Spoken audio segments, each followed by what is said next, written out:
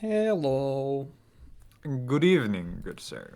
Good evening. And apologies in advance. Maybe you may hear from my voice. I don't know what happened, but when I woke up, my voice was a little bit chopped. So what better things to do than talk about 9 different things about 2025 when your voice is gone? Well, It's gonna be. It's fine. You, some you things better have put the cuff on there, because like if you haven't put the cuff on there, you've been coughing for like almost 2 months now. These are the best things of 2025, not the worst things of 2025. That's definitely So, gonna warrant a mention, though, right? I've been struggling in December, but we'll get there. Well. Anyways, I can see what you obviously have on yours. So let me do the easiest thing is I'm just gonna share my screen, and then whatever stuff is happening, you can tap on this. Otherwise, you can just keep it on your other monitor. Yo, mom, I'm on TV. But yeah, I'm pretty sure last time we went like first you did all 9 of yours and then I did all of mine. So I think like this time we should do one square at a time. But obviously, do you have some honorable mentions? Many, too many. I mean, we can have a just brief segment for them. So welcome y'all. This is our at this point annual best things of this year. It's happened twice. It's not annual if it's only happened twice. No, at this point we have done it both of these years, so it's been annual since 2024. So yes, but we can't guarantee that it will happen next year. No, but for now it is annual because we've been consistent. It was last year and this year. Anyways, honorable mentions. Do you want to start or do you want me to start? Dude, this sucks. The Sublime text for some reason keeps tabbing through my tabs that I have open whenever I'm pressing push to talk. So, hey ho. Give me a moment. All good.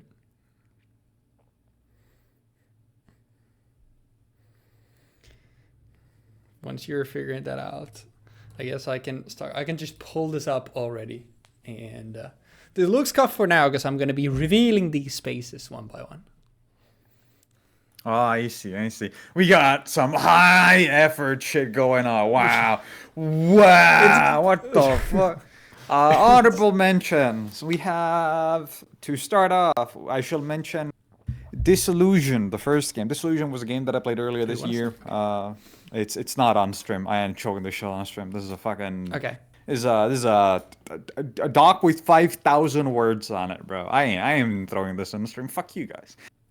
Disillusion. Girls Made Pudding. Nier Automata. I actually started playing Nier Automata this year in earnest, and then my GPU exploded, so I'm only halfway through ending B. Boyhood's End, which is a game that I played this summer that we could not beat because it was not done yet. It straight up just wasn't done. Look Outside, Maho Q, Enna, Dream Barbecue, all these games. There's a bunch of games that I played on stream this year that I think are really solid and really fun, and I would recommend people play them themselves, or at least support the creators in their pursuit to make more things, such as, for example, with Mahota Q, which is a game that costs like €1.50. So just like buy it. Games you didn't beat. Hey, shut the fuck up, Ruga. Shut up. Jarvis, pull up the graveyard. No. Jarvis, one of these games was played this year. The rest are before that. And in fact, Final Fantasy XI is an honorable mention for this year because I could not beat it. Because I ran into issues with actually beating it because it was a video game that required me to, talk to other people. And I was like, nah, bro, I'm good. Jarvis, then I quit. Add Fever Meme to the list. No. Fever Meme doesn't deserve to get added. It doesn't even deserve the graveyard? No, it doesn't. It's fucking... Oh, man. In the Versus Wolves podcast, they have this concept of the silent abyss, which is like something that was so nothing that it made you feel nothing. I believe Fever Meme goes below that. I see. I would also like to point out that apparently I'm 6-7 on a upcoming streak. So since that's the silence. meme of 2025, I felt like that was worth mentioning? Man. Anything else in honorable mentions? I mean, that's just for the video games. There's still like all the anime that I watched this year that I haven't put on the list. I mean, Uh, just you bang know, through all of your honorable mentions, bro. yeah. The fact that Sublime Text doesn't let me scroll while I'm holding my push to talk is so annoying, by the way. That's bullshit. Lazarus. I want to mention it because I think the fact that Shinjiro Watanabe directed another series and the series was obviously intended to not be a Cowboy Bebop successor, only for it to turn out to be a dogshit version of Cowboy Bebop was a kind of disappointment, but I had a good time watching it with Derpy, and we chatted some shit about it, and that made it passable as an experience. Don't watch Lazarus, though. And if you watch it with a friend. Gooks, Gundam Gooks, same thing. I think Gooks has a really good style to it. It looks really nice. It looks really cool. The Pokemon character designer and Hideaki Anno really knocked it out of the park with the like general visual aesthetic of it. But it didn't have that interesting of a plot. And towards the end of it, it felt like, well, you could have probably done with 24 more episodes or some shit. I haven't actually finished it yet, but the Tatsuki Fujimoto 17 to 26 anime, which is based off of Tatsuki Fujimoto's one-shots, which I personally believe are some of the best work that Fujimoto has done, arguably the best work that Fujimoto has done.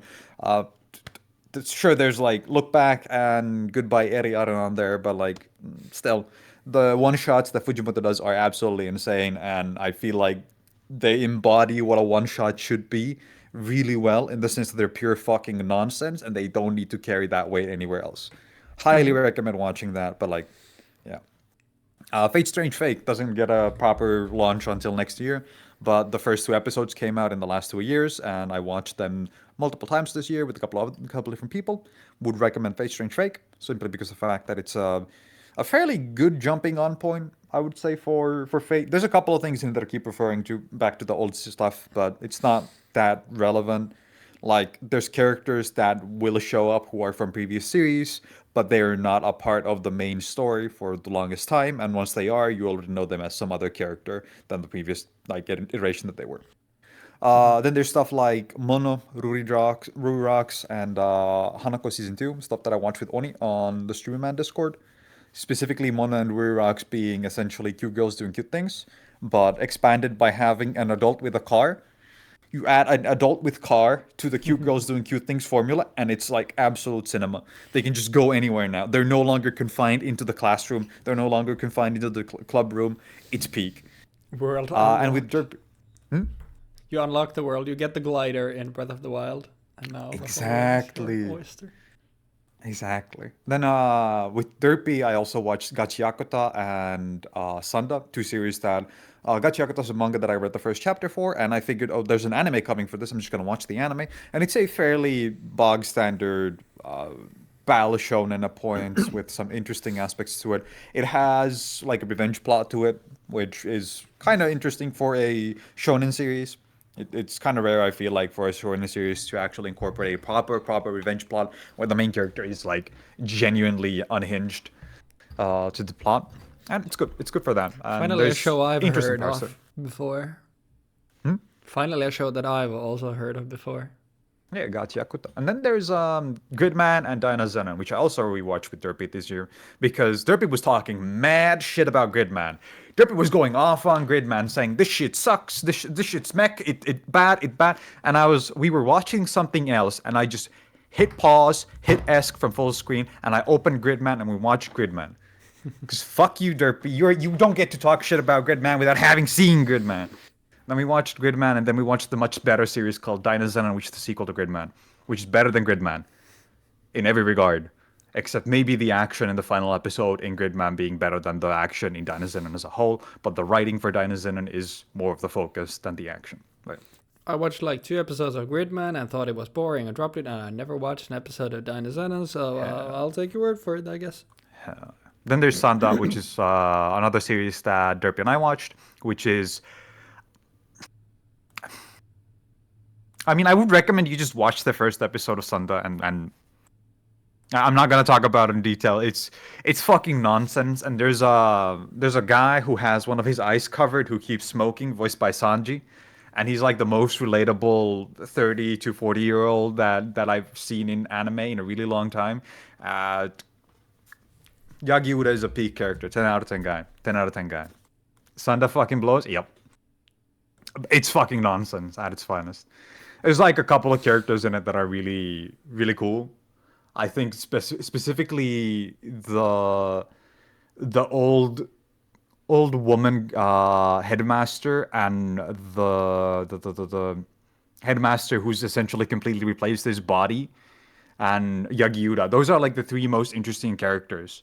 And then everything beyond that is just kind of all over the place, especially towards the end of it when they started introducing more things to it that just kind of bogged down the story and reduced the narrative to being more Monster of the Week-ish.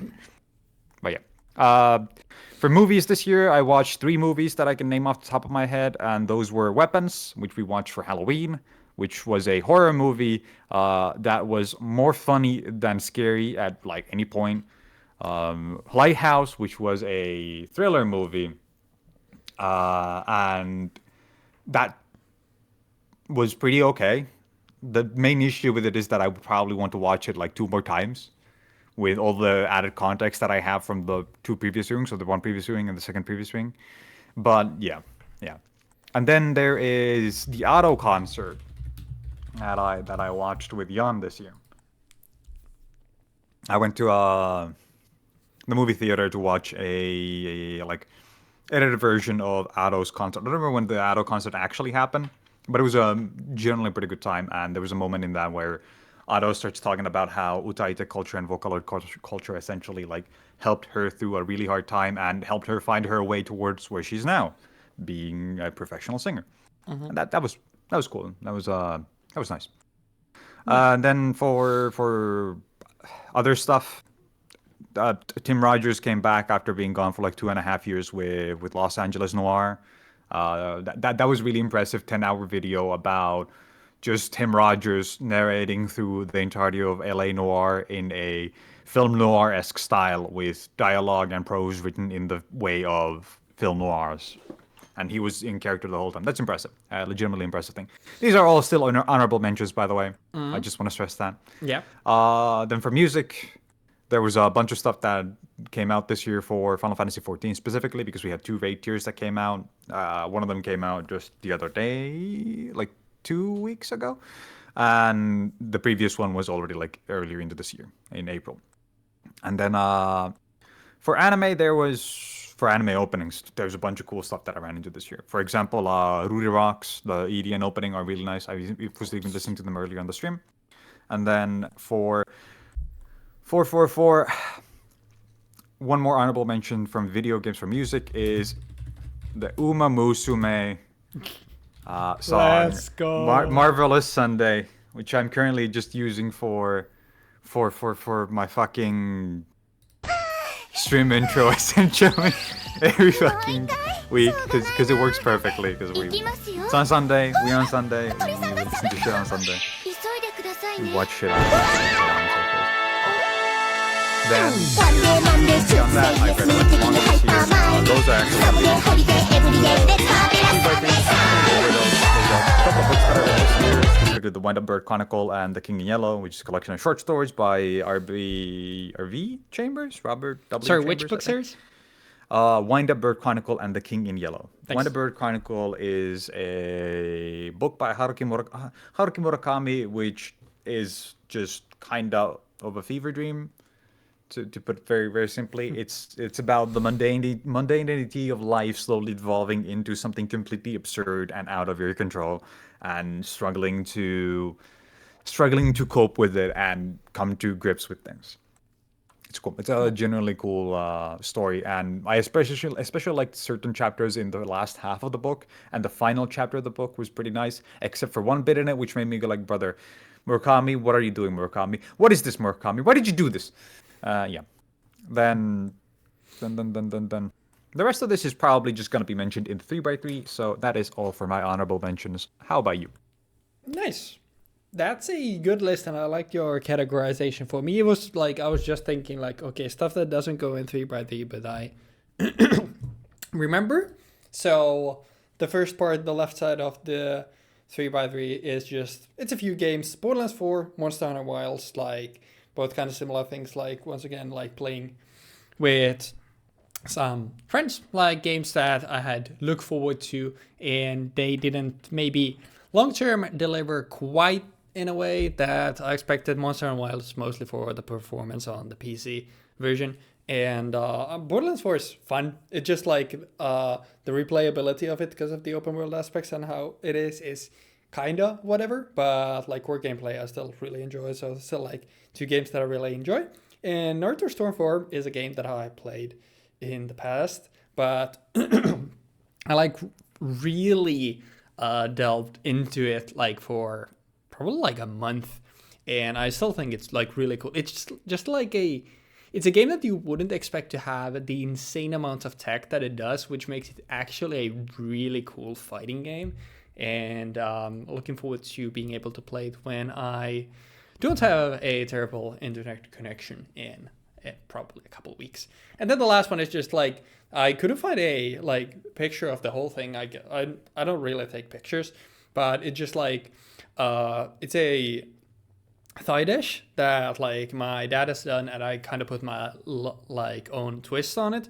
And it's like it was something that I started making this year, and it's become like easily my favorite thing to make. And I like cooking a lot, so that was something that is like, you know what, I think like this is like it's kind of like the my dish at this point. So that's why I figured it was worth mentioning since I started making it this year.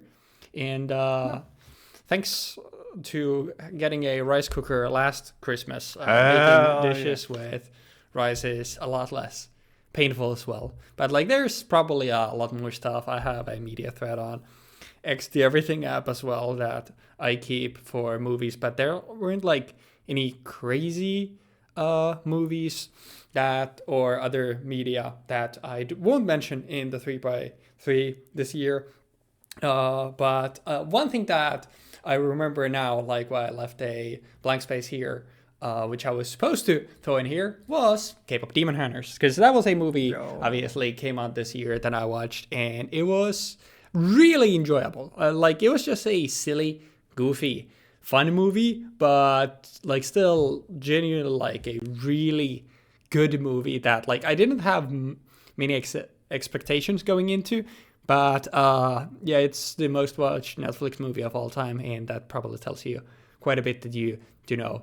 The one thing is I couldn't shake the feeling of I could have shake the feeling of likeness to KDA, but apart from that, like it's not a negative really, but it's like that was something that just was in my head. It's like, brother, I cannot unsee this as KDA stuff, but I guess that's just, me not knowing intricacies of the K-pop culture. I'm not super into it like that, so, Yeah. But yeah. To comment on the thing about this being the most watched Netflix movie of all time, I have to say, there's a bunch of movies on Netflix that are considered some of the greatest movies of all time, but they don't have the watch base of K-pop Demon Hunters. And I think it is partially because of the fact that K-pop Demon Hunters is a show that had a lot more marketing push than many of the greatest movies of all time, and also because it has more mass appeal than a lot of the greatest movies of all time. Just saying. Yeah, it's just. I haven't watched it myself. It seems pretty interesting though, and the style of it is. It's a very fun movie. It's like very easy to enjoy, and it's I don't know. It would be hard to.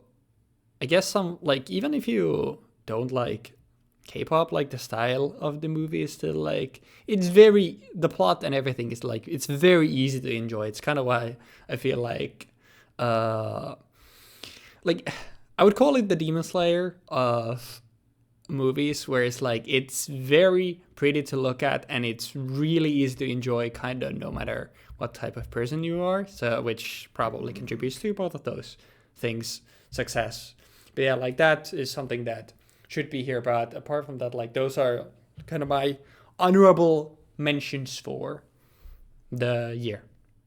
Oh yeah, that I would say that I was expecting Borderlands 4 to be on there. I wasn't expecting any of the 3 to be on there. I wasn't expecting cooking to be on there. I mean, I've Nor always was liked I cooking. It's expecting just Wilds. like because there was now a specific dish that I feel like I will make a lot going forward. Then I figured it was, That worth is respectable. Do you I have think, visuals for your actual IC yes. right here, by the way? Oh, nice. Yes, but like the problem is that it's gonna be the whole thing.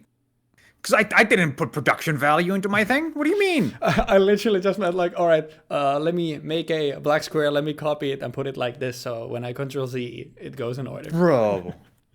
This guy got production values for his share. I got none of that. This guy has had a, YouTube channel for 14 years. He's gotta have production value. Wow. Or 13? No, 13. Wow. October I don't know. 2012.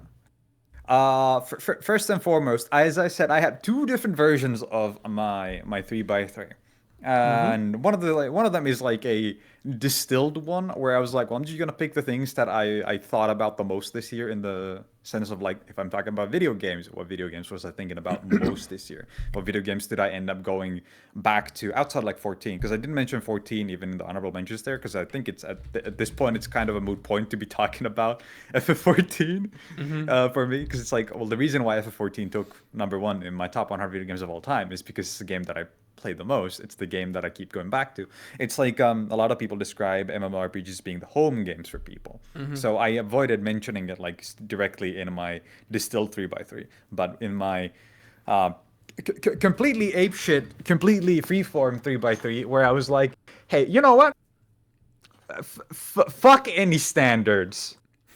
Screw having standards whatsoever. It's absolute nonsense. There is, however, an actual 3x3 in here somewhere. In somewhere else. But see, I took a 3x3 format. Like I think that was the same size as this images itself, and then I copy pasted images and resized them however I fit, just to make it look as horrible as possible. And this is what we ended up with. Now, you'll never guess what this one is. You'll never guess what this one is. I can kind of, because of the way you done it, I can literally see what emote is behind that. So, that was intentional. I like Is that though? It is though, yeah. It do be though. But that's But yeah. very fine. Anyways, about- shall we start from top left? How about you start from top left, buddy? Oh, Huh? I can do that. All right. First and foremost, Umamusume. Brother, you literally... Yeah. This guy literally talked about how he's free by deleting Umamusume from his phone. And I was It like, is. Umamusume, top 9 things of the year, bro. Let's gotta go. give it its flowers, because, after this, I'm free. I'm not going back to the game, because after the initial hype that, like, I didn't get to it initially, because I was like, this is not a game where the cycle is something that I enjoy. Like, I will not enjoy this, but the fucking hyper, and literally everybody and their moms playing it, like fucking mid-30s bald streamers playing this video game where they like don't interact with anything anime related ever. I was like, sure, I'll bite. I had fun with it for the couple months, and then the gameplay cycle actually hit, and then it's like, okay, well, now we're in the situation where I figured that we were gonna be in way earlier, and I did something that I've barely ever done to a gacha game, where I actually was like, you know what, let me just uninstall, let me not, play the game anymore, and I did it, and I've been free ever since.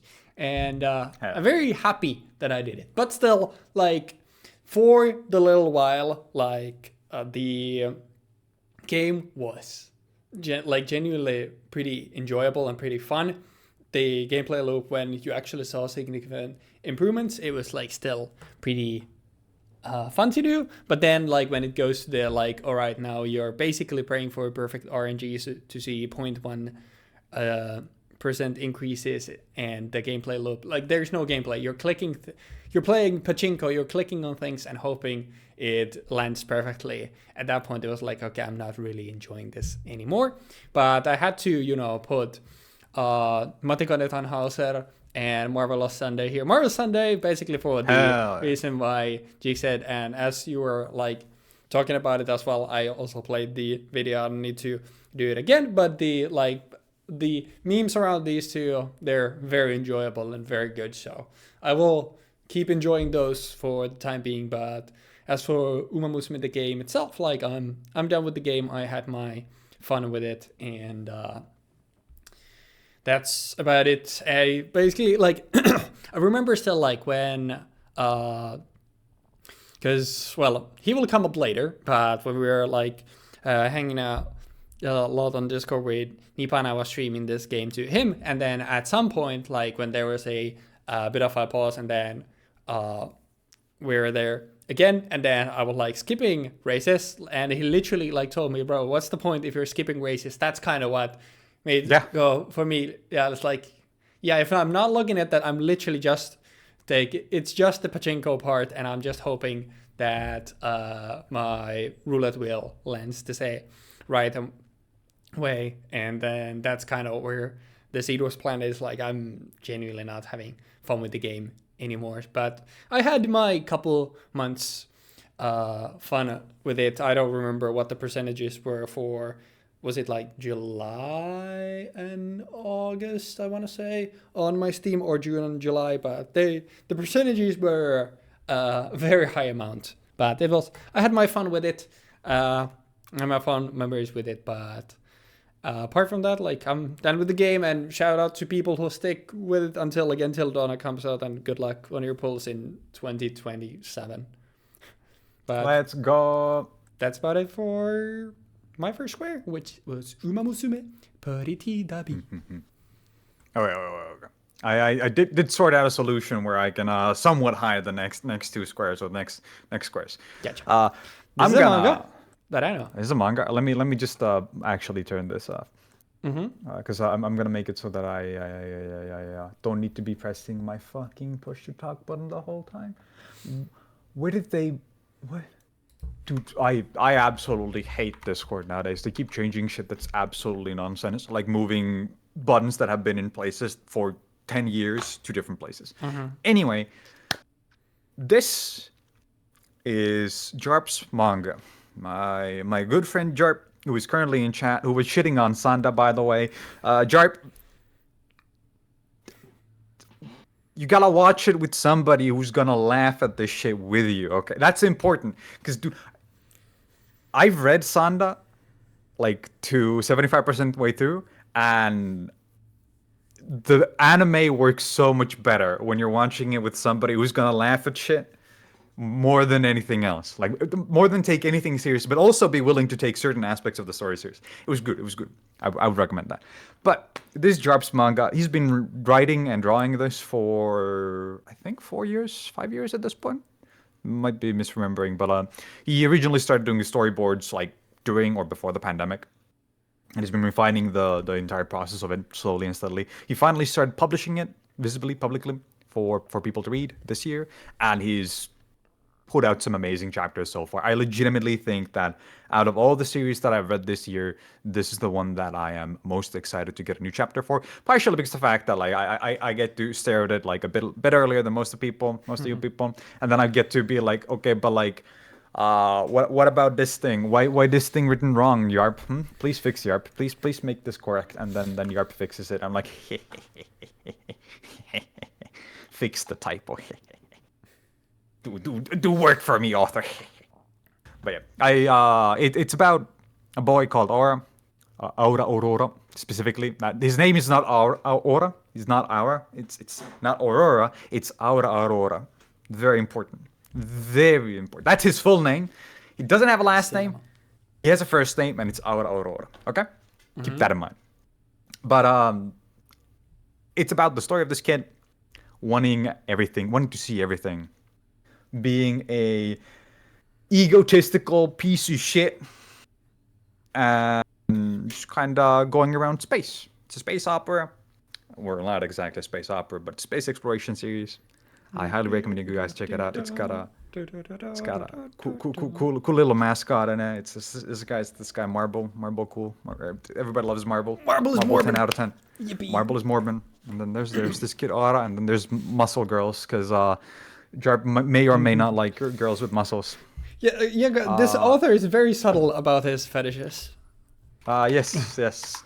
Very. Today on the author's barely disguised fetish. In fact, I would like it if you could, once we upload this video, if you could put this in the description and mark it. Of course. It's free to read for everybody, and I would highly recommend you guys check it out. Will do. Okay. Right. It's up to you. Moving on. So the left sort of like vertical pillar or column doesn't have a thing about it, but the other two columns also, I gotta give some shout outs to people.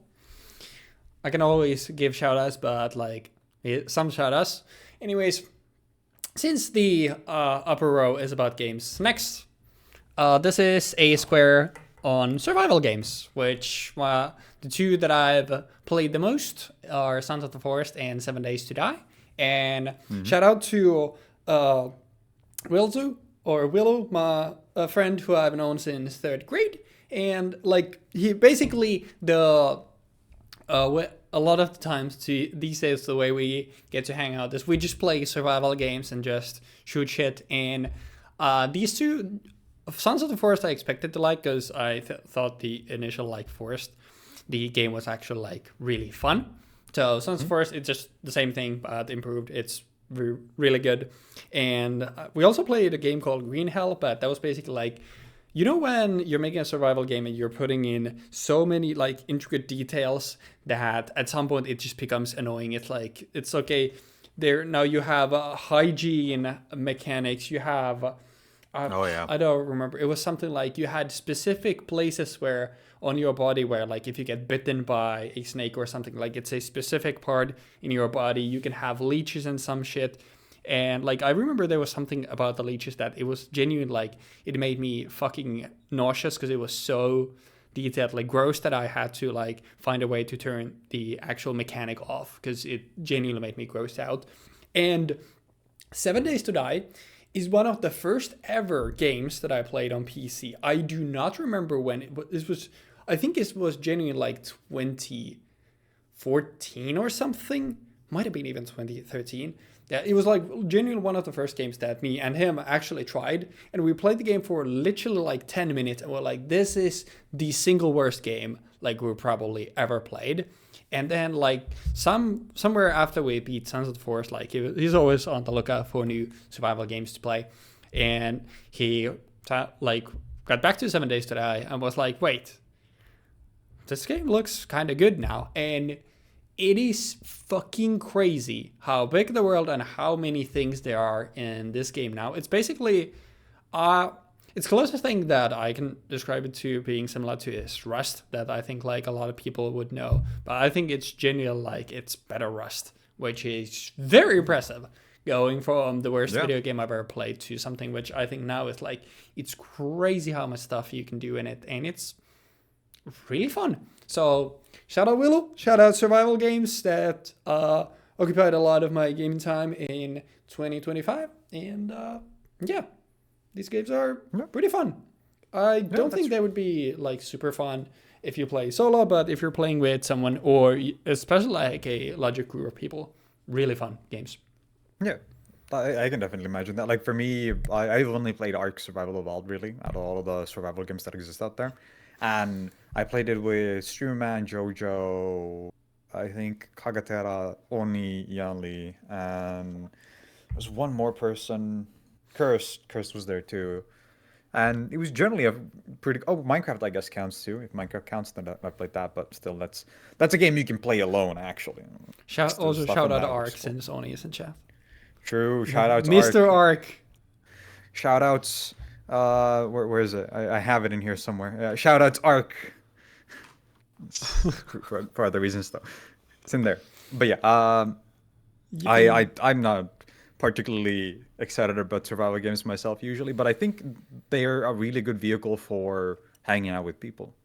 Like legitimately, Exactly. it's the same with FF14 and like League to a lesser sense, because in League you're often like very sequestered off into places, so it doesn't exactly work the same way that like games When you like play the Ark game does. for a long time, it becomes second nature, and then like unless you're actually trying to win a fucking Masters promo game, like it's very easy Yeah. to just shoot shit and enjoy. And ARAM is a mode literally for that. Yeah, I think ARAM is by far the best one for that. But I'm more thinking like if you're laning, for example, in lane, it's gonna feel like, well, you're not really interacting with your friends in the game, and it's kind of, and that's why ARAM works so much better, because you can just fucking Kalista spear someone in the middle of the ARAM lane and just have them get fucking murked by the enemy team, shit like that. We're too That's good. sweaty to do like stuff like that. We're actively trolling somebody See? else. We're too sweaty for that. Same. But yeah, good pick. Yippee. 10 out of 10. Yippee. All right, Good. Jeexx square Yeah. number dos.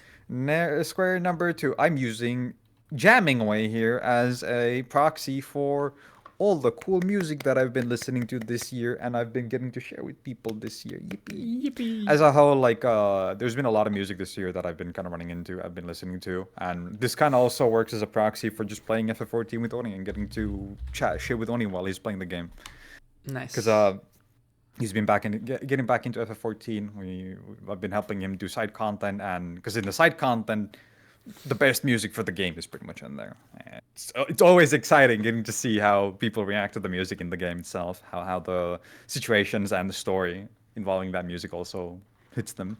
And I think that's something that I really like. It's a big reason why I like playing games on stream, games that I've actually beat already, like playing Kingdom Hearts on stream, playing Mega Man Battle Network on stream, stuff like that.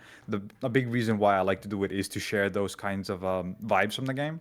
And in a way, Jamming Way here is representing all of that, getting to share the vibes of FF14 with somebody who has played the game before, like not to the point where they're currently at, and it's generally a good time. Yeah. Nice. Yeah. So vibe sharing. Let's go with that. I think that's a good way of jamming this, summing that up. Square to So vibes. Yeah, Sharing like them.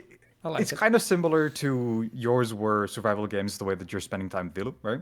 But and for me, it's like as a whole during streams when I get to share things that I enjoy, things that I like. Like I was listening to the song that I sent you, the Extremes, the Mirror song, the one that you said this rocks. I was listening to that earlier, and the stuff like that is what I want to do with streams and what I hope to do whenever I'm watching anime with somebody, whenever I'm playing a game with somebody. I hope to be sharing a good experience with them if I'm actively trying to push it, if that makes sense. Yeah, it does. Yeah. Nice. I like it. And I guess let's go to the third row, which like I said, like the third was the dedicated gaming row. So number 3, World of Warcraft. And I did tell Jeexx that we're like no repeats from last year, but it's still, gaming with the squad. I already alluded to it here, kind of here, like when I talked about like streaming the games to share them with Nipa. Like World of Warcraft, I finally gave it a proper shot. Like we had a couple months that we like proper played it. Shout out Evoker, coolest class in the game. Everybody complaining about the class because it doesn't have transmog stuff. Suck my dick. The class is the fucking coolest and the animations are peak. But yeah, World of Warcraft, like genuinely, like while I'm still like I'm ADHD brain. Like I enjoy the more like I like fighting games. I like for an MMO like Lost Ark-esque gameplay more, where it's like you're actively constantly doing stuff. WoW is obviously a lot more about like positioning, like having different like rotations. You have a lot of like channel times and stuff like that. But it's it's another one of those where it's like, because it's less APM intensive, like it's once again another one of those where it's like when you're playing with the squad, it's fun because like after you kind of get it, then you can just like do your job and then like shoot shit as is. So genuine, like I could see there. I think there's like a new expansion coming very soon that includes like housing or some stuff as well. And like the brand who got it, like I said, like I had shout outs. Time like shout out the whole squad obviously, but specifically shout out Bright Souls because he's like the one who's like constantly trying to get me into WoW, and finally got me into WoW, and like it was genuine, like it was really fun, and like he helped us like get through story stuff and like prog stuff, do raids and shit. Like that was really cool as well. And also another thing there, he got a kid this year, so shout out for that as well, because that's so sick. But yeah, well, so here for like the gaming with the squad once again, but also like it was just like I didn't expect. It was one of those games where it's like I didn't expect to really enjoy it, because like I had given it a shot for the like leveling part before, but that was like kind of whatever. But now when like there was a like we had a bigger squad like going through it and playing the game, like I had a lot better of a time with it, and also like playing Evoker, Devastation Evoker, like that class was also really cool. So yeah, that's my third square. Game with the squad on World of Warcraft. That's a good one. I think the experience of trying out a new game, like or like a game that you've played before and actually enjoying it this time around, is really satisfying in a way. Like you expect to go back into it not having a good time, but then it just turns around entirely, and you end up enjoying it immensely, regardless of like the circumstance around either of these situations. It's really interesting looking back on why you didn't enjoy it and what caused you to enjoy it this time. Yeah. Because that happened to me, for example, for FF14. Oh, nice. I had tried it multiple times before, like 3 times before, and I always bounced off every time. So this time around, when I stuck with it, it was because I had people that I could actually play it with. Yeah, exactly. I was gonna say like that's I think one thing that like I also realized like when I get older, it's like I can basically enjoy any game if it's like something that I'm enjoying with other people, and it's mostly like it's more about it being a medium to hang out and spend time with people, that rather than just the game experience itself. And I think that's like just a natural part when you grow older. It's like you start to, because you have less time with people, that because everybody has like for example, like one of my friends has a kid now, so a lot more time goes into family time, and like people have jobs and stuff like that, so it's like you get to spend less time with people, so you value the time you get to spend more, and anything that gives you a means to spend time with people is automatically a lot more valuable, which is one part which is like why I also really enjoy like doing these different YouTube series with people, because not only is it a means for me to spend time with people that I want to spend time with, but also like you actually get the memory as a tape where then you can then later on go back into, which is really cool. You can always refer back to it and just pull it up when you're like, I think back that's good. to the good old times. Smooch. Smoke. Watching a video when you were from when you were happy or something. Smooch. Yeah, exactly. Guzzling. Yeah, that's it for my third slot. Okay, then for my third slot, I chose to use the Destroy All Humans, They Cannot Be Regenerated thumbnail. It is a manga about Magic the Gathering specifically, but I'm more using it as just a stand-in for manga as a whole this year. There's a bunch of series that ended this year that I've been reading for a really long time. Like, this has been running since, I think, 2020 at least. I've been reading it at least since 2020. Like, give or take. I'm gonna double-check that date, though. But there's a couple of series that ended. Like Maiko-Sanchi no Makanai-san, which is a series about a girl who goes to Kyoto to become a Maiko, who turns from 2018, it's running from 2018, who ends up not getting to become a Maiko because she's too clumsy. She can't become a geisha, essentially. And that causes her to get really dejected, really disheartened, and she gets told to essentially leave the school that she's at, only for it to turn out that the chef lady who works at that place has hurt her back so badly that she can't continue to work. And this girl, who grew up with her grandma, essentially, always teaching her how to cook, learning how to do new recipes and stuff, she ends up taking up that position from the lady at that, like, Maiko house. And then it's just about her life living in Kyoto The manga's English translation is in fact called Kyo in Kyoto as well, which is That's really good one. fitting.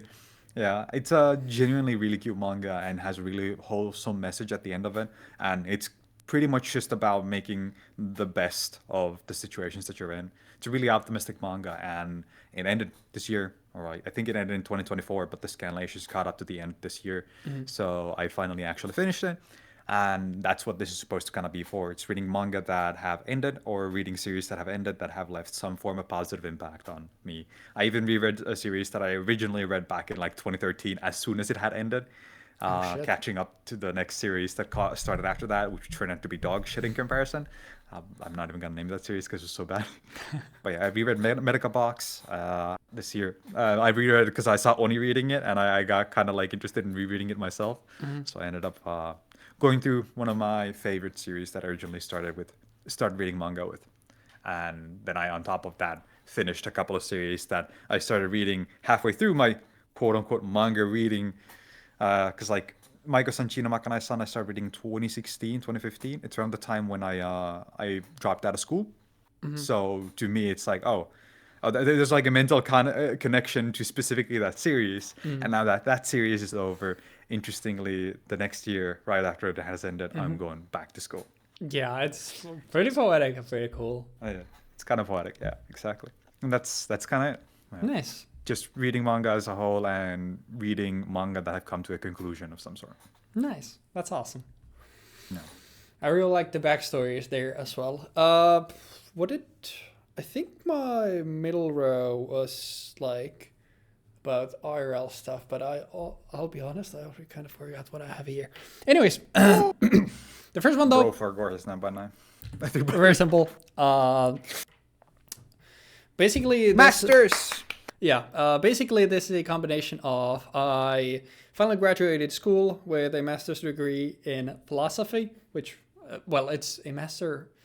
I'm a master of philosophy, master of although I philosophy. didn't study philosophy. It's the naming conventions over here.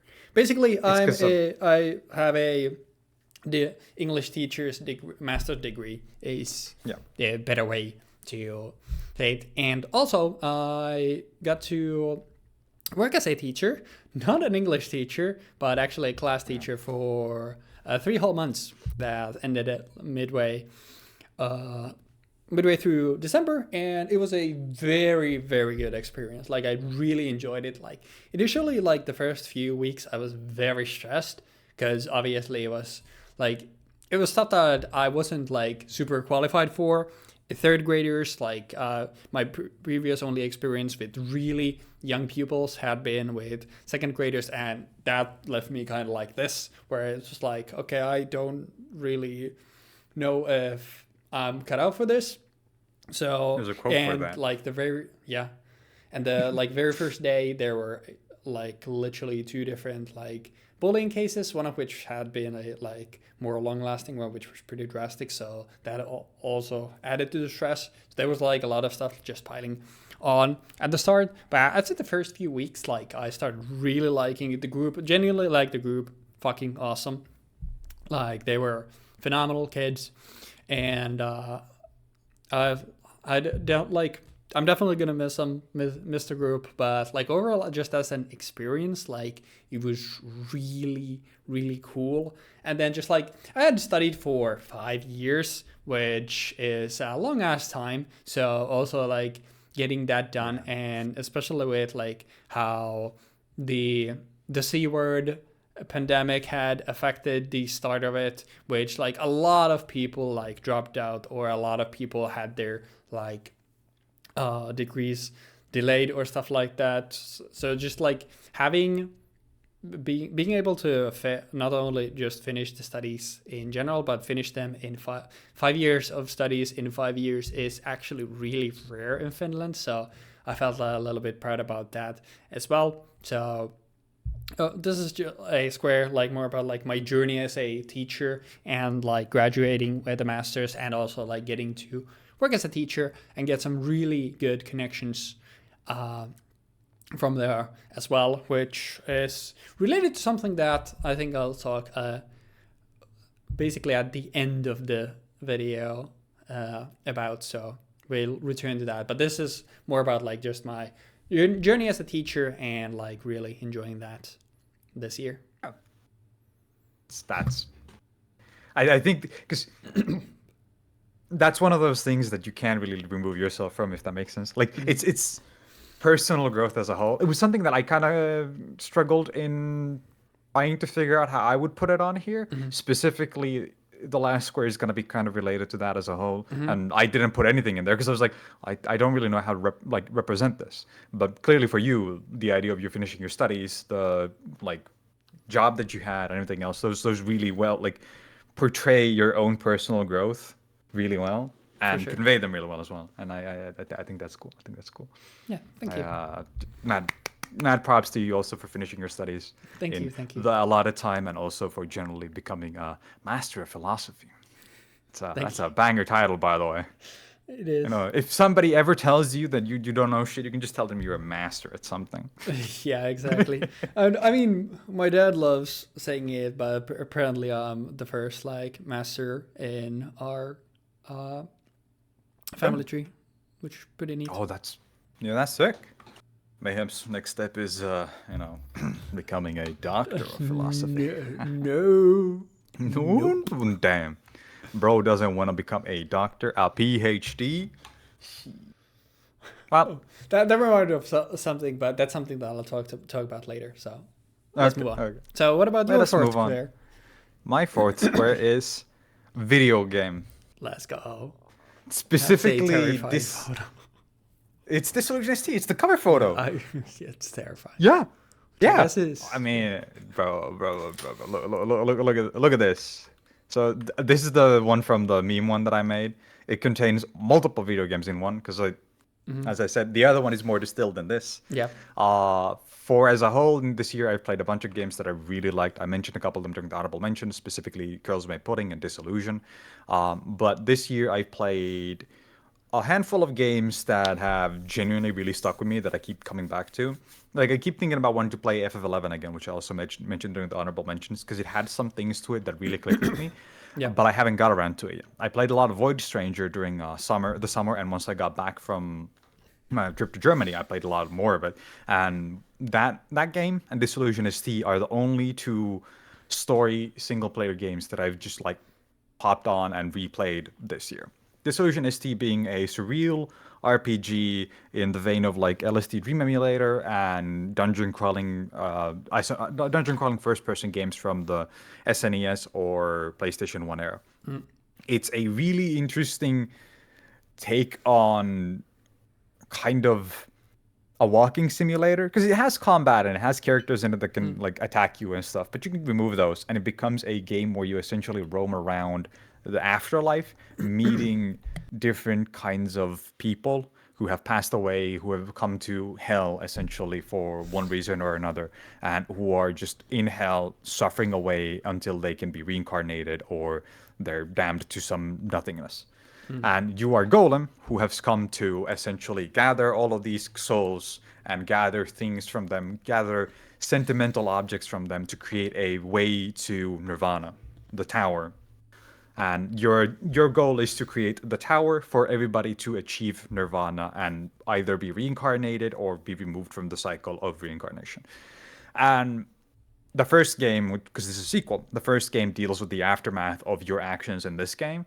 And you, as a player who played the first game, know that what you're doing is wrong. You're not supposed to build the tower. What you're doing is damning everybody to a worse fate than they're already in. But it's a really interesting game, talking about different kinds of ways of life, and generally just has many charming characters. Because like, I keep, whenever I talk about indie games, I think to myself about how much Undertale hasn't had an effect on indie games as a whole. And how there's a lot, like Earthbound and Undertale, obviously, but Earthbound first and foremost having an impact on like Undertale and other games that released in the 2000s and the like early 2010s, and then Undertale afterwards because people played Undertale and Deltarune and were like, wow, this is really cool, I want to make a game like this. Yeah, and then Disillusion is... Then I think the next step in that is like Funger. Yeah, Funger, but like Funger is Funker hasn't had that much of an impact yet because it hasn't been out for long enough. But there's stuff like Lookouts Out, obviously, which I didn't mention in my honorable mentions, but it's like taking both. It's taking Undertale and Funker and being like, bam, now we got a horror RPG with a quirky story and quirky characters. Yeah. But I feel like Disillusion ST manages to avoid like the over quirkiness of characters, and the characters simply become like they're charming. Like the same way that Undertale itself is, the characters are charming. They don't feel pointlessly quirky. They don't feel like that they're excessive in their nature. And there's even moments when you're just like, what the fuck are you doing? What the fuck? Like genuinely leaving you aghast at the actions of these characters who are seemingly completely innocuous. And I think that makes this game something that I've been thinking about going back to, and I did go back to finally this Christmas Eve. I was thinking about something to do, and I ended up restarting a playthrough, and I've been playing through it now for the last week or so. Yeah, it's a genuinely really good game, and I would recommend to anybody who is interested in surreal RPGs or just like games that have goofy aesthetics, PlayStation 1 aesthetics, for example. I would recommend that you guys go check it out. Specifically, I would also recommend you play the first game first, because if you don't play the first game and you go play the second game and then you play, or if you play the second game first and then go play the first game, it feels a bit weird because there's a perspective thing that you're not supposed to have for when you're playing the first game. But anyway, yeah. I'm glad you talked about and had a square about like great games for this year, because obviously there has to be an explanation for the lack of wheel in the year of 2025. Yeah. It's because this year I played good games, bro. I'm sure I talk for myself and all of chat when we hope for 2026 to be the year when the wheel returns. No, I'm mostly just joking, because it's the wheel spawned out of memes, and also like it's like, all right, well, let me find bullshit to do, and it's more so like when you actually know the bullshit that you want to be doing, then it's a lot more pointless. And it's more like it's the idea of the wheel was to be there to like, all right, now what bullshit shall we get up to? But we do need the Dark Souls 2 stream though. We do. I do have to point out, we did do a wheel spin the other day. Oh. The other week. And we landed on quite possibly the most agonizing thing I have ever done on stream. I do remember. It was genuinely like I had to like close out of the stream a couple of minutes in, because I was genuinely getting a headache.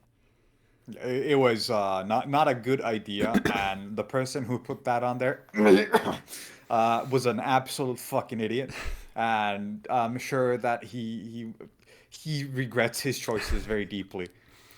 We know which way he would go from the Disillusion ST Tower of Babel. Yep. Yeah, nice. Well, then the middle square. It's Desucon and cosplay in general. Desucon. So, first and foremost, I am also going basically in exactly a month to Desucon Frostbite again. And for Desucon in general, like shout out Yudo, shout out his girlfriend and their friends for taking me around, and overall just making the experience obviously a lot better. And it was really nice also getting to see Saru when I went there on the last day and getting to hang out with him, because we get to do that often, so that was really cool. The after party was awesome. There's a lot I could talk about, but not only to say my voice, but also to plug it. I have a whole ass vlog, which is the first vlog that I was gonna say I've done. Has seen the sunlight, since did have scrapes of a vlog about install obviously as well, which we had, I guess, because the vlog never saw the time of day. We had, I think, like an almost hour and a half segment in last year's Best Things 2024. So I don't need to have an hour segment about this, but I have a whole lot vlog where I go into basically all parts about it, so you can check that out about Desucon. And like shout out in general for Yudo to getting me to go, and shout out for his girlfriend because I missed out on a ticket for Desucon Frostbite, but she managed to secure me a ticket. So thanks a lot there. Go. Appreciate that. But the other part of this, and why I picked this picture in general, it's just cosplay in general. Cosplay is, I also talk about that in the vlog, but in general, like cosplay is really fucking cool and it's so super fun to do. So it's something that I recommend like anyone to give a shot. Like just dress up as your favorite character, go to a like event or something where other people do that. Like you're gonna have a good time. It's super awesome. And now I'm just like grading because I really wanted to go to Frostbite as like, it was Red Dead of Night, I think is the name of the skin, but it's the like deluxe skin basically. It's so fucking sick. As that before such a long time, like I just couldn't find my size, and then in the end like I settled for, okay, let me just like take this slightly smaller size and hope I can just fit it. But because I got like really sick for multiple weeks, like I still haven't gotten around to ordering it. So the chances of it actually arriving in time for Desucon Frostbite is somewhat unlikely. So that kind of blows. And then I don't even know if it's gonna fit, but we'll see. But still like looking forward to Frostbite once again and hanging out with people, seeing people. Like in general, Desucon was my first Desucon was a phenomenal experience. Like cosplaying, super fun. Highly recommend it. But if you haven't heard me talk about it more, like the vlog is on the channel, you can go check it out. I don't need to say the things about that like again, but it was super dope. Yeah, I mean, I haven't been to a con as a guest myself. I've only ever worked at a con, but the general vibe at cons is really great for anybody that really likes hanging out with people, for anybody that has like friends that are into the same kind of thing. Getting to go to a convention is similar to like, as you mentioned, in a stall, like going to a fighting game tournament and getting to chat shit with people that are also into fighting games. It's really cool, even though we technically didn't really do that in a stall because we didn't really get the chance to do. There was that one guy that you chatted a lot of shit with, the guy that you I learned a played lot in, about Anila, Fantasy. which I also forgot. Oh, yeah. But I learned a lot. Yeah.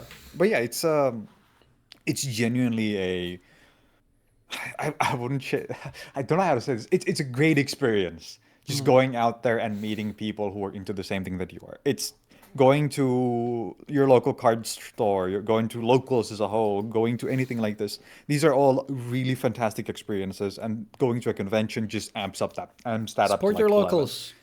Support your locals. Yeah, go to your local game store to play fighting games or play card games. I haven't gone to mine, so I'm just chatting shit right now. But yeah, I can definitely understand why that would make your top 9. Because we both put install last time. It makes perfect sense. Like this just builds on that kind of experience. Yeah, Yeah, for sure. yeah. But yeah, what about your middle one? My middle one is a water lily. Yippee! I love water lilies. Yay! Pretty. More specifically, it's the free company, or like the guild in FF14 that we have, is called Windswept Lilies, which is which was something that we kind of tried to figure out for a really long time, which ended up coming about because I suggested the word windswept because I really like the word windswept from Windswept Heath specifically. Yeah. The fetch land, I think, for Celestia colors. Yeah, it's a really nice word, and I really like saying Windswept Heath because it's like, it flows really nicely. It looks really nice as well when you read it out. But yeah, this is supposed to just be kind of a stand-in for the entirety of the FC Discord and just the FC as a whole, and people that we kind of play with. It's also supposed to work for like the statics that I'm in. I have in this meme thing, I have one space right here, which is like supposed to be all of that, but I have all of these in their original forms, except for that one. So I can't actually show it, but they're supposed to be like, I think it's here. Yeah. This also has it. Windswept Lilies, Ultimate Tea Time, and all the stuff that we're doing over there. But yeah, we watch anime sometimes. We chat some shit. I watch like a lot of stuff with Derpy, for example, over on the Discord, and sometimes we have other people like either just Discord members or FC members or like static members just hopping in. And whenever we're playing FF14, there's a 50-50 chance if we're actually going to be hopping on call to chat shit while we do some content. And yeah, we've been hanging out quite a bit this year in there. Like I think if you were to look at the amount of time spent on the Discord for also pooping for some reason. Yeah, also pooping for some reason. Don't worry about that part. But yeah, we've been spending a lot of time on the Discord as a whole. It's been a really good time, and kind of similarly to your Warcraft Square. Yeah, I was gonna say. This echoes the same sentiments as a whole. It's good. Like, So just both of getting to us, we got an MMO Square in both of our 3x3. Yeah. Let's go.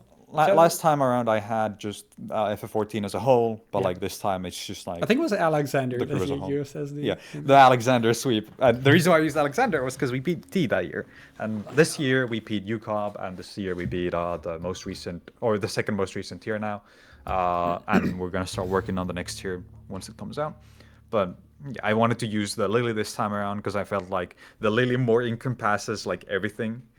It's supposed to be all the chatting shit on Discord, all the hanging out on Discord, all the anime watching, all the like. We had a moment a couple of weeks ago when there was a lulling content in FF14, and people just were working on their relics for crafters, and we just sat on Discord chatting shit, and somebody was like, "Man, it would be really nice if we had some anime to watch." And I just pulled up the Digimon the movie in English, and I put it on, and I started streaming that, and we were just watching it with like 5 guys.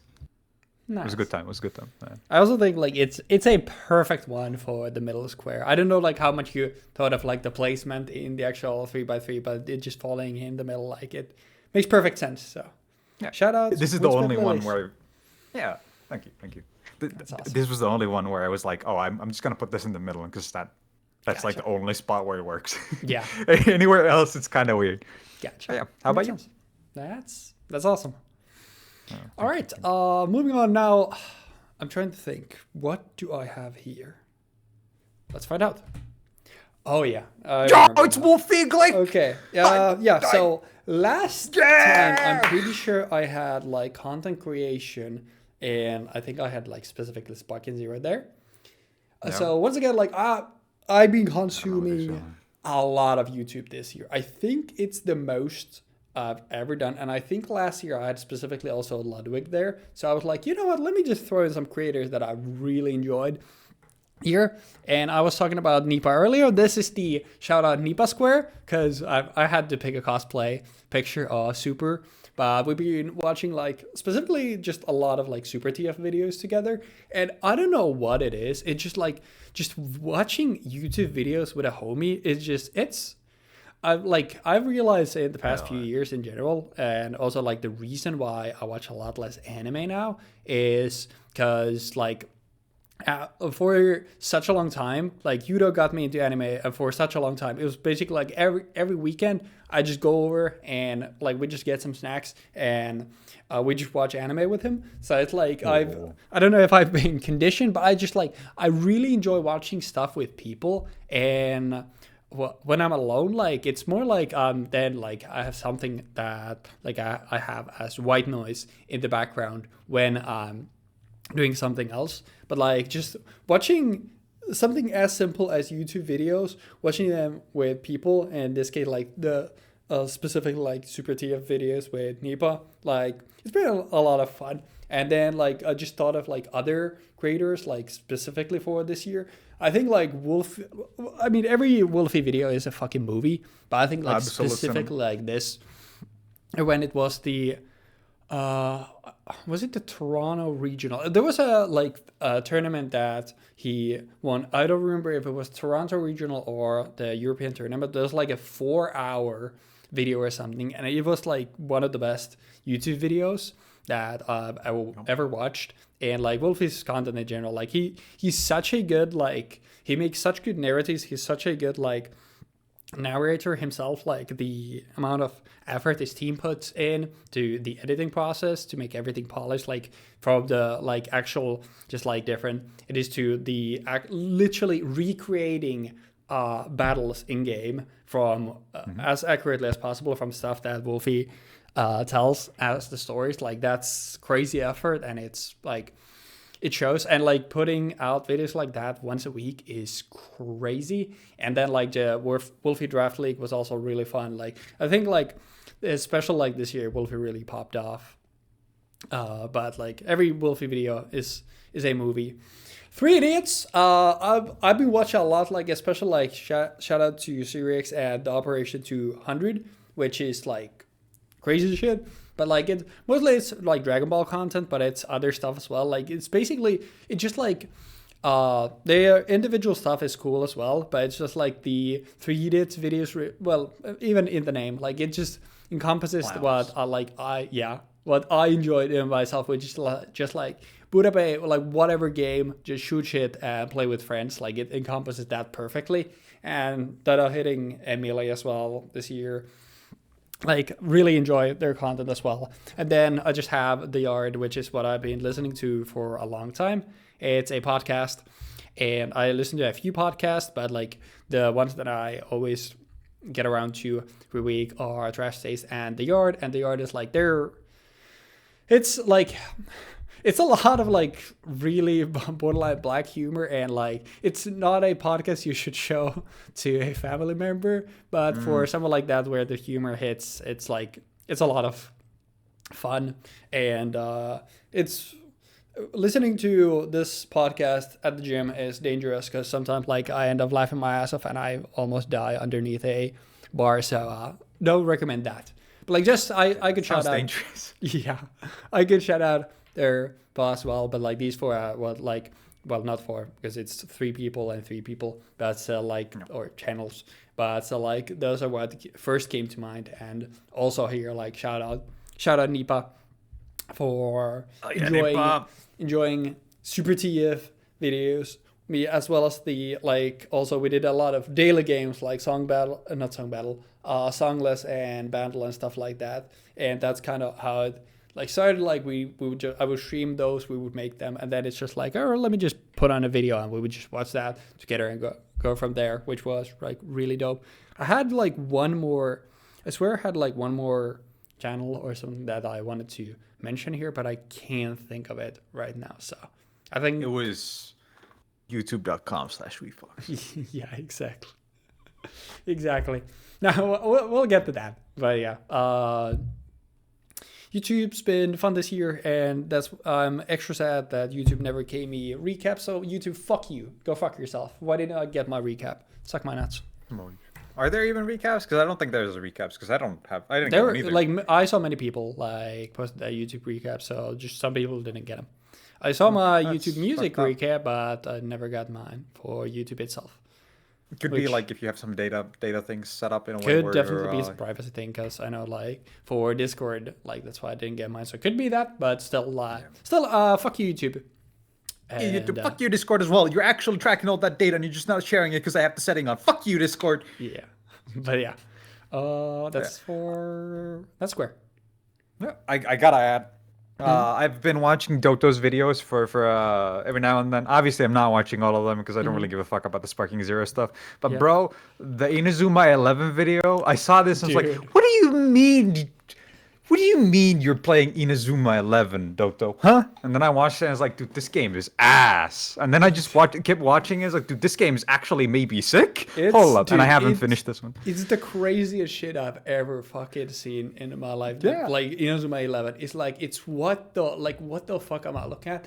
I gotta also give a shout out to Dodo. Like, bro has the single best one-liners in the world. Like, I swear, like, Dodo is top 5 funniest motherfuckers on this earth. He's so fucking funny.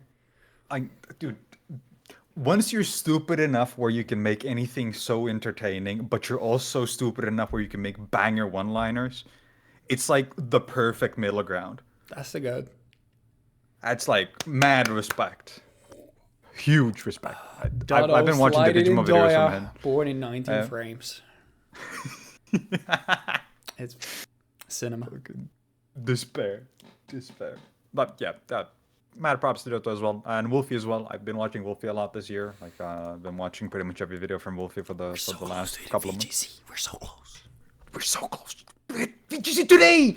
We could be playing VGC today. Yeah, that's not. I can already tell you there is no way that's happening.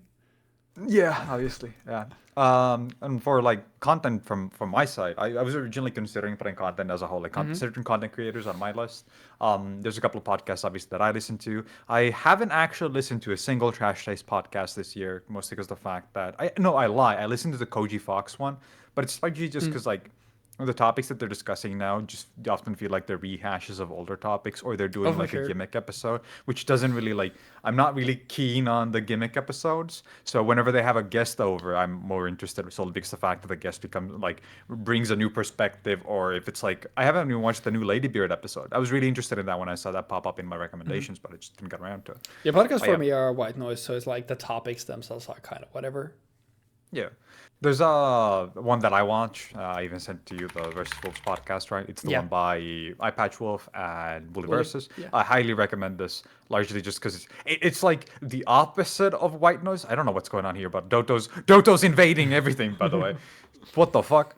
But yeah, it's Oh, these are jeez. really long podcasts, and this is like the complete opposite of white noise in the sense that it's like, okay, you have two idiots, one which likes wrestling and is a video essayist, and one that likes makes let's play content and streams video games on stream. And the end the end result is two morons writing a story in the form of a podcast and telling it over the course of month to month content. Like in the most recent podcast, they bring up a thing that happened off podcast on a stream, a charity stream, where Wooly essentially pushed Eyepatch Wolf into having to replay like 4 hours of the worst video game that he has ever played in his life, just as a goof. And like it's absolute nonsense. There's even an episode where they fucking box each other because every premise is essentially the first episode is they talked about their best things of 2023, and then the next episode is we gave each other a recommendation for the next month, and we're trying to do the recommendation by the I end of can't the believe next month, they and then would we talk about steal our idea on doing. This bit doesn't work when it's literally the first video on the channel is best of 2023 when we started Yep. this in 2024. Don't worry about it. Don't worry about it. Don't worry about it. Anyways, Anyways, damn but time yeah, travel. damn time travelers. I mean, yeah. So then there's stuff like Kendrick Lamar's entire discography versus Kaiji the Ultimate Survivor. Shit like this, or Caribbean food versus like I don't remember what it was. There was an episode where one of them recommended the other go eats Caribbean food for the first time, and I think it's this. Yeah, it's Shibuya Incident versus Twin Peaks versus Caribbean food, where they both watched the second season of Jujutsu Kaisen. Then they both one of them watched Twin Peaks, Will watched Twin Peaks, and Will recommended Caribbean food to Eyepatch Wolf because it was food that he ate when he was a kid, and he was like, "Dude, that shit is bomb. You gotta go taste some." I found a place nearby that you can go to. Here's their address. Go there, eat there at least once a week for the next month, and then come back to me. That like every episode is a challenge of some sort, which makes it really interesting because it means that every episode has a different structure of sorts, and that's a part of the reason why I'm really invested into this. I highly recommend it to anybody that likes podcasts. I didn't put it on my list, but it was definitely something that I should have probably mentioned in the honorable mentions section. Thank you for bringing this back to my mind. I gotcha. Thank you. Much appreciated. Anything else like content related, or do you want to move on to your next? For other content, there's obviously like I mentioned Tim Rogers' Action Button. He had a really long like not break, but like he created Toto. Come on, man. He created a video. He creates like really long form video reviews of different games. He's been doing it since 2021. And he had a massive break between the Boku no Natsu Yasumi review, which came out in 2022 or 3. I don't remember. Let me see. I think it's 2022. But he finally came back earlier this year with the Action Button Presents, 2022. The Los Angeles Noir that I mentioned in my honorable mentions. And I think this video is like it's not the same kind of format as the other ones, which kind of makes it harder to watch as a whole because the other ones are actual reviews talking about the game, whereas this one is a recap of sorts of Los Angeles Noir, LA Noir, where then Tim also discusses things that are surrounding the topics presented in the video in a film noir style. It can be really hard to actually follow along and parse. It feels like something that you actually want to watch an hour of tops per week. But yeah, I gotta mention that. Also, Suzuhara Lulu, one of the two VTubers that I'm subscribed to, by the way, that I subscribed to back in like 2020. Yeah? Actually, there's three. There's Aras Almal, there's Suzuhara Lulu, and Nekomat Okayu. The only three tubers that I'm subscribed to. One of them retired, who's Upcoming now came live back. streams. Upcoming live stream. Let's go, Lulu. Beautiful. We back. Like Lulu's most recent live. There's one that had like 1 million recently. Yeah, her first gaming live had like 1 million views on it. It's big props to Lulu for coming back. Then there's also stuff like Jibei, who I ended up like coming back around to this year. I hadn't watched any content from Jibei for like a year, and I ended up watching all of his this year's like video content, video output, and I even commented on his the second newest video, or at the time the newest video that he made, which was the World of Warcraft, not Warcraft video, the Warcraft 3 video, where I mentioned that in all of these other videos, he specifically felt like he was kind of making the video to have the video, like to create a video to put out, making content rather than making something that he was really feeling. Yeah. Whereas with the Warcraft 3 videos, it really felt like he was super passionate about this, which I think you can even tell by the timestamp. Like, this is a 2.5 hour video, and this is a 47-minute video, versus all of these other videos that barely hit 20 minutes sometimes. Right. It's like really evident how much more Jibei enjoyed the Warcraft 3 video and making those Warcraft 3 videos, and it comes through. Also, this one about the watches. This one is also like, he's so passionate about what he's talking about. Mad props. I highly recommend you guys check out G-Base League of Legends documentaries and all of his more recent video output. He's doing really good work again. The WoW video was kind of sad because he went into WoW because it was like Warcraft 3 was really cool. It was like the best video game I've ever played. Like, I should have played this when I was younger. And then he ended up playing WoW retail without anybody telling him what's going on. So he had a fairly poor experience. And he makes it really clear in the video he had a poor experience. Right. Thank you, Bretzels, for being there to guide me. Also, real ones remember Jibei as the Aurelia guy. The Aurelia guy, yeah. I don't think it's visible anymore, but like, I think I watched him back fucking in 2016. Dude, all league content was so crazy because like you could just post a game where you have like 2 gags, you just post a game, and dude, Trump thumbnails from 9 years ago is crazy to see.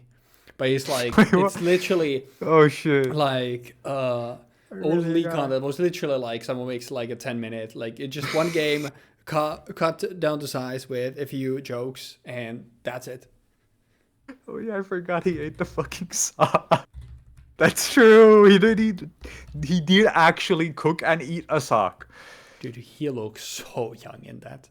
Dude, he has a kid. Bro's probably like 17. I think he's like 3 years older than you and I are.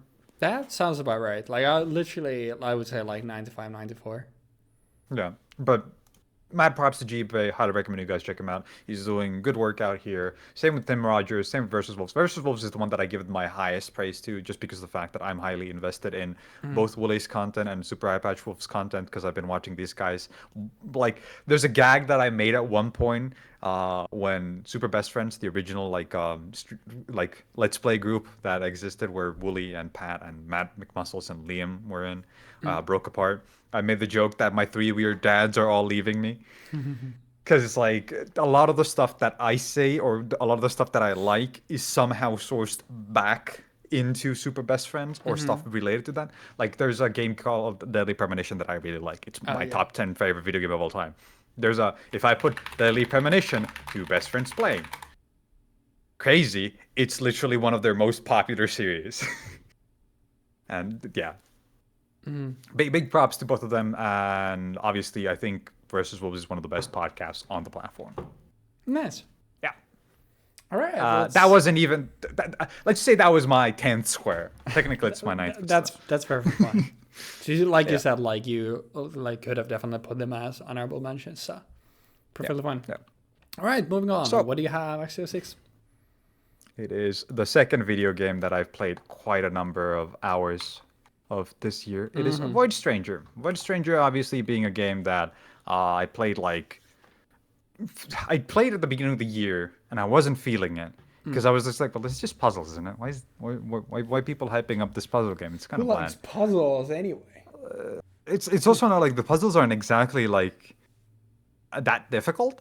So I was kind of confused why this game was popping off the way that it was. Why did actually iPatchful hadn't made the video yet at that point. I saw a bunch of people talking about it, mentioning how cool it was. Connor had made a video at that point. And I was like, why would Connor play this video game? What in this video game that's just pure puzzles would make that guy play the video game? But to be fair, that's me being very reductive of what Connor has been doing, by the way. Mad props to Connor as well, CWVA. He's been doing a lot of JRPG content, doing like beating a single JRPG in one sitting kind of stuff. That's a huge deal. Mad props to him. He's giving a lot of eyes to a lot of really good games that haven't been getting a lot of mainstream attention for ages at this point. But Void Stranger specifically, I played it for like 2 hours without closing the game once, and I just got to like floor 90 or something. I was like, well, I'm just gonna rest at this tree. I think it was floor 90. It was like fairly close to the halfway point of the game. So I just like saved out a tree and I closed it, and I came back like 2 months later, and I opened the game and there was a cutscene. Like, huh? What do you mean there's a cutscene? What the fuck is this? And then the cutscene was like, it introduced Gray as Gray was an actual character in it. There was another character in it that I hadn't actually seen a single time. And then there's a JRPG moment where Gray is about to kill some fucking goon. He's just there being like, I'm gonna take the princess away from you. And then Gray becomes like this huge giga monster who's gonna kill him. Oh. And from there, I was confused enough to keep playing and keep like saving and closing at every tree, piecing together the story that I had missed like half of at that point. And after that, I think it might have been like 50 actually, not 90. But after that, I beat the game. I thought I beat the game. Like I got to the end and it was like, oh, you can't progress. Here's a reset. What do you mean I'm on floor 1? What do you mean? What was that whole ending sequence then? Huh? And then fast forward fucking 50 hours and I'm still trying to get like one of the few final endings that I haven't done. And I'm like thoroughly convinced that this is one of the best games that I played this entire year. This and Disillusion ST are 2 games that I keep thinking about in some shape or form. And just a quick side note, Void Stranger, Gorilla, Swami, let's go. Me when Kosken Korva. Nice. There's also another thing that I'm gonna mention in like the meme 3x3 that I made, but yeah, a big game, really fun. I was having a hard time not playing it for a while, and I didn't play a lot of it on stream. Even I was playing a lot of it off stream because I just kind of ended up playing it because I figured this is not really gonna be a fun time to stream because I'm just gonna be staring at the screen figuring out puzzles for a really long time. But then I ended up wrapping up the game on the stream because a lot of the plots started coming through. Yeah, but really good game. Highly recommend. Once again, pretty much for anyone this time around. I don't think there's a caveat for when I wouldn't recommend this outside of maybe if you don't like narratives in your video games. If you're John Romero and you're like, yep, I don't think video games should have plot. Actually, Romero didn't say that. Romero said video game plots are like plots in a porno. So, you know, he's better than you. Because he's like, yeah, it can be there, but it doesn't have to be the main point. God damn it. Yeah.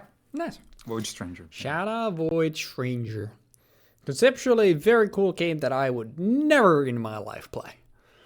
It's like when the puzzles stop being on screen and go beyond the boundaries of the screen, it's like, dude, what the fuck? What the fuck? The moment when I accidentally walked on the HUD, I was like, wait. What does that mean? Like, I didn't even think about it. I didn't ever consider that I could do that. And then I accidentally did it while chatting shit with Chad. And it just hit me that way. I can do what now? Me when I go back into the Stone Age and show people a smartphone and they just explode on the spot. You're playing a game that's supposed to be a Game Boy game, like visually, and then it breaks apart from the Game Boy game, like confinement, and it suddenly becomes a banger. Yeah. No. Very nice. Shout out Void Stranger. All right, now I remember what I have. I don't like the bottom row once again. Like, it doesn't really have a theme because it's just like, now we're at the stuff that I wanted to talk about, but there's maybe no cohesive theme. Well, a little bit, but for the first one, sports anime. In general, anime. like, I had a like pretty big slump for like a couple years when I barely watched any anime at all. Mostly due to what I explained earlier when I was talking about like watching stuff with people.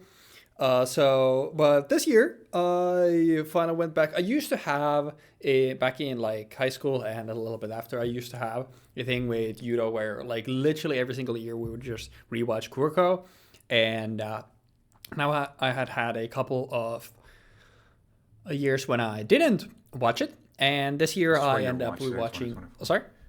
I swear you watched it in 2024 as well. I want to say I watched like the first season in 2024. Oh, you didn't watch the whole thing. Okay, never mind then.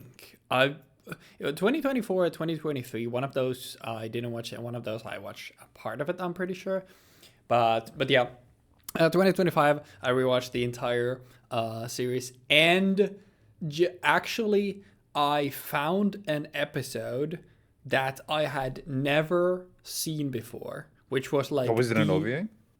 I think it was just like when I had watched it in the past, like way back, like I don't know what happened then, but like then like after on, I don't know if Netflix hadn't had it the episode before or what was it, but like now when I was just like watching it, like there was a previously, I'm pretty sure like I had watched just like 24 episodes of season 3, and then there was, or was it 25, and there's 26 episodes. I have a whole ass thread on it, on my 2025 media thread on X the Everything app. At this point, I'm just always calling it that because it's funny.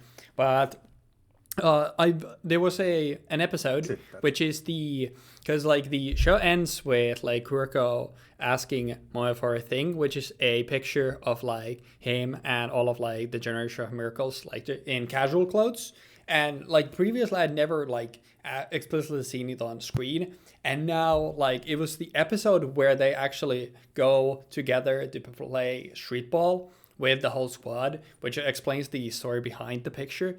And I had never seen it before, although I had seen the show, I think 4 times before. I think now I've seen it 5 times. Something like that, 5 or 6 or 4, something like that. But 2025, being able to see a brand new episode of Kuroko for the first time, like I was just I was so hyped. I was crying. I was emotional, like the whole episode. And it's like, it's probably... Also, the contents of the episodes, like it's probably my favorite episode of anime ever. And just being able to experience that for the first time in 2025 was also just like, holy fuck, dude. And I still think like Kuroko is still like one of my favorite shows. It's fucking awesome. I love the characters. I love the pacing, like how the games play out, everything. Like it's phenomenal. There's a little bit of bias there, being a basketball player myself, but still, like I fucking love it.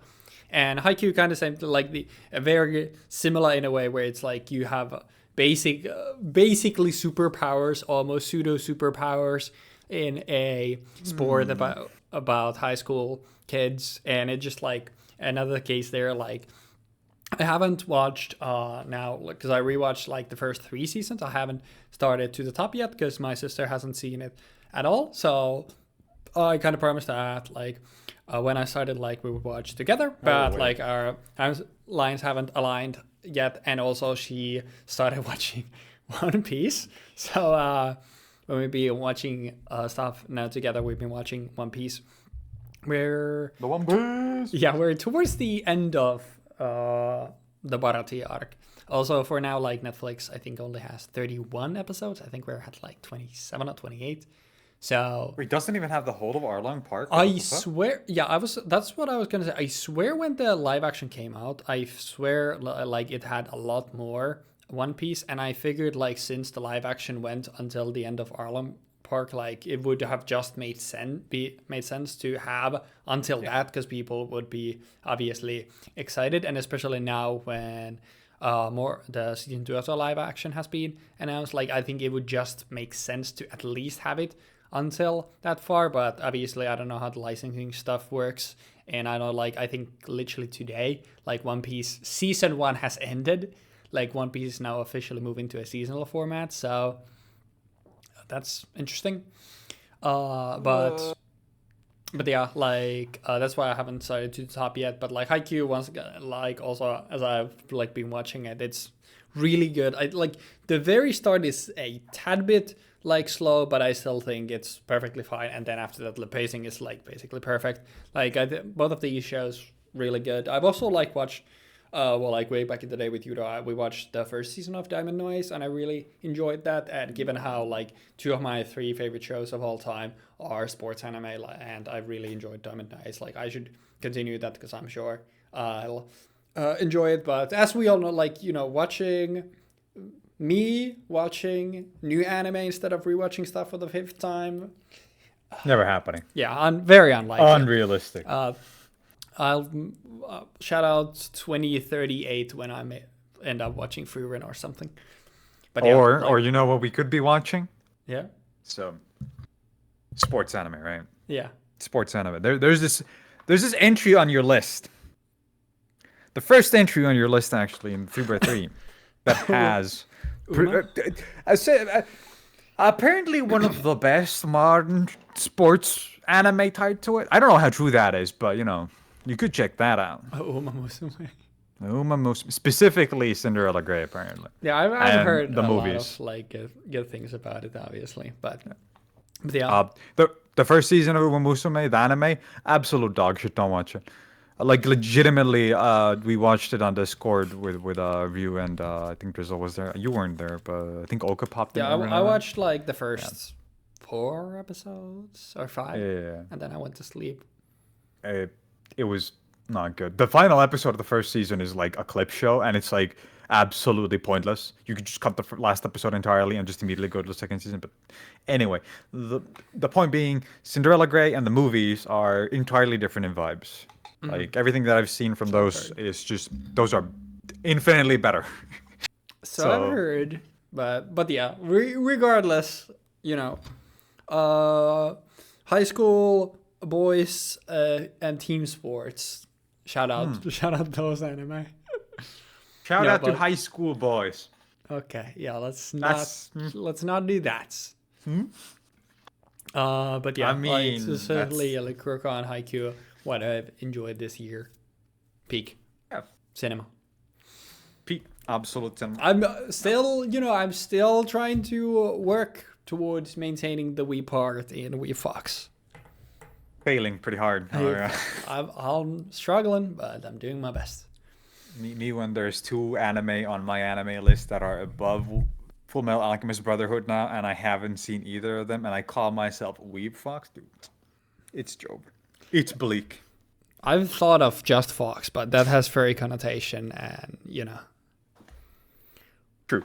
Anime watchers have like fine PR now, but like furries, like I don't think their PR is great yet. So. I think Reze Arc is second now. Oh, really? Yeah, Chainsaw Man Reze Arc. I think it's second now. Top anime. I just saw people post Power's ass or something, and that's all I know. Anyway. To be fair, like in the top 10, you have Gintama 3 times, so yeah. I don't think actually listening to Penguin the City was the top-rated anime of all time. Let's go! Like a month or something, so you know. Yeah. Ratings. Yeah, I think for Freeven specifically, it's interesting because it's managed to hold it for so long, and it's such a wide gap considering that it currently has over 1 million people that have watched it and still managed to hold that. It's really, really interesting. I think like Freeven just makes sense to be the top rated of all time in my mind. From even not having watched it obviously because of it's so popular and like the way it is. It's just like it's one of those shows as well where it's like. The concept and everything around it, like if the animation and things like that are like made well, it's hard for it to be something that people don't like. Yeah, it's kind of interesting to kind of derail from the 3x3 conversation real quick. Frieren has like a formula that is similar to the original FMA anime, where they're just traveling from place to place, right? Yeah. It has a similar formula to that, and that for me hits better than like the tighter narrative formula of what FMA eventually becomes, and then the tighter formula that Brotherhood follows, because Brotherhood cuts out all the fat and all the filler that the original series had, which kind of makes it a little this isn't hitting the same way for me. Like that itself kind of makes me hesitant to think that anything could top Frieren, because Frieren has a formula that I feel like is far more digestible, because characters just wandering around, you can hop into it at any point and you don't really need to know what's happened before, or even need to look at what happens after. I think that's a really good formula for an anime like this. Yeah. And it also has like similar like vibe to it as something like Moomin does, if that makes sense. Oh yeah, I can see that. It's And like it's whimsical in ways, and Yeah. you can give it to anyone and they can be like, "Oh, that's nice." And it's That's like, nice. if there is one thing that I think can top it, and I think like if they make it properly, I think that'll just cement itself as just like top rated of all time, and just like one of universally the greatest of all time, is if the Wit Studio adaptation of One Piece is actually good. Yeah. It's like, I think, because obviously the world of One Piece and everything around that, like having now watched the early episodes again, like the pacing is so fucking bad. But it's like when it's moving, even the early parts, like it's fucking phenomenal. So it's like if they manage to actually nail it, and they can make, like, let's say they can make One Piece in 300 episodes, like I think it'll be almost impossible for anything to top that. But well, we'll have to wait and see, because I think that's coming out in 27. So at that point, at the very least, like I will be watching a new, in quotation marks, anime.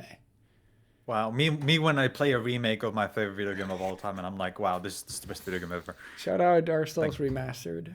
I've been playing that and enjoying it today. Well, yeah. On topic. Let's. I mean, my square was basically anime square, so I think it's not that off topic. But yeah, let's see your 7th. My 7th is anime, specifically Orb on the movements of the earth. Orb is. It's got some really nice shots to it as a whole. There's like a specific shot that comes to mind whenever I think of Orb, which I can't really talk about because of the fact that it's spoilers. But it's like, I looked at it like, that's good. You did good. Nice work. You did great. Hell yeah. Highly recommend you check out Orb if you haven't.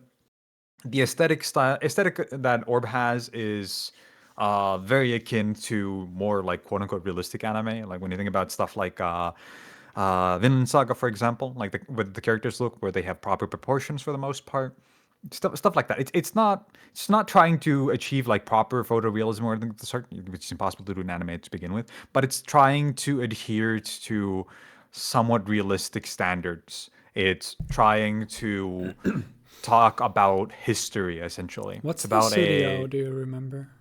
I think it's Madhouse. Okay, because I was gonna the two shows that immediately come to mind, like you were talking about Vinland Saga and later seasons of Attack on Titan is, I think, what it looks somewhat similar to as well.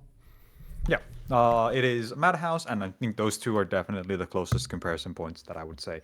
Later seasons of AOT and Vinland Saga, visually, it looks very similar to those. The manga also has like some stuff to it that looks very cool. Like there's a panel in it that is just a character like holding their chin with their arm crossed, holding their chin with a massive question mark over on top of their head, and it's absolute cinema.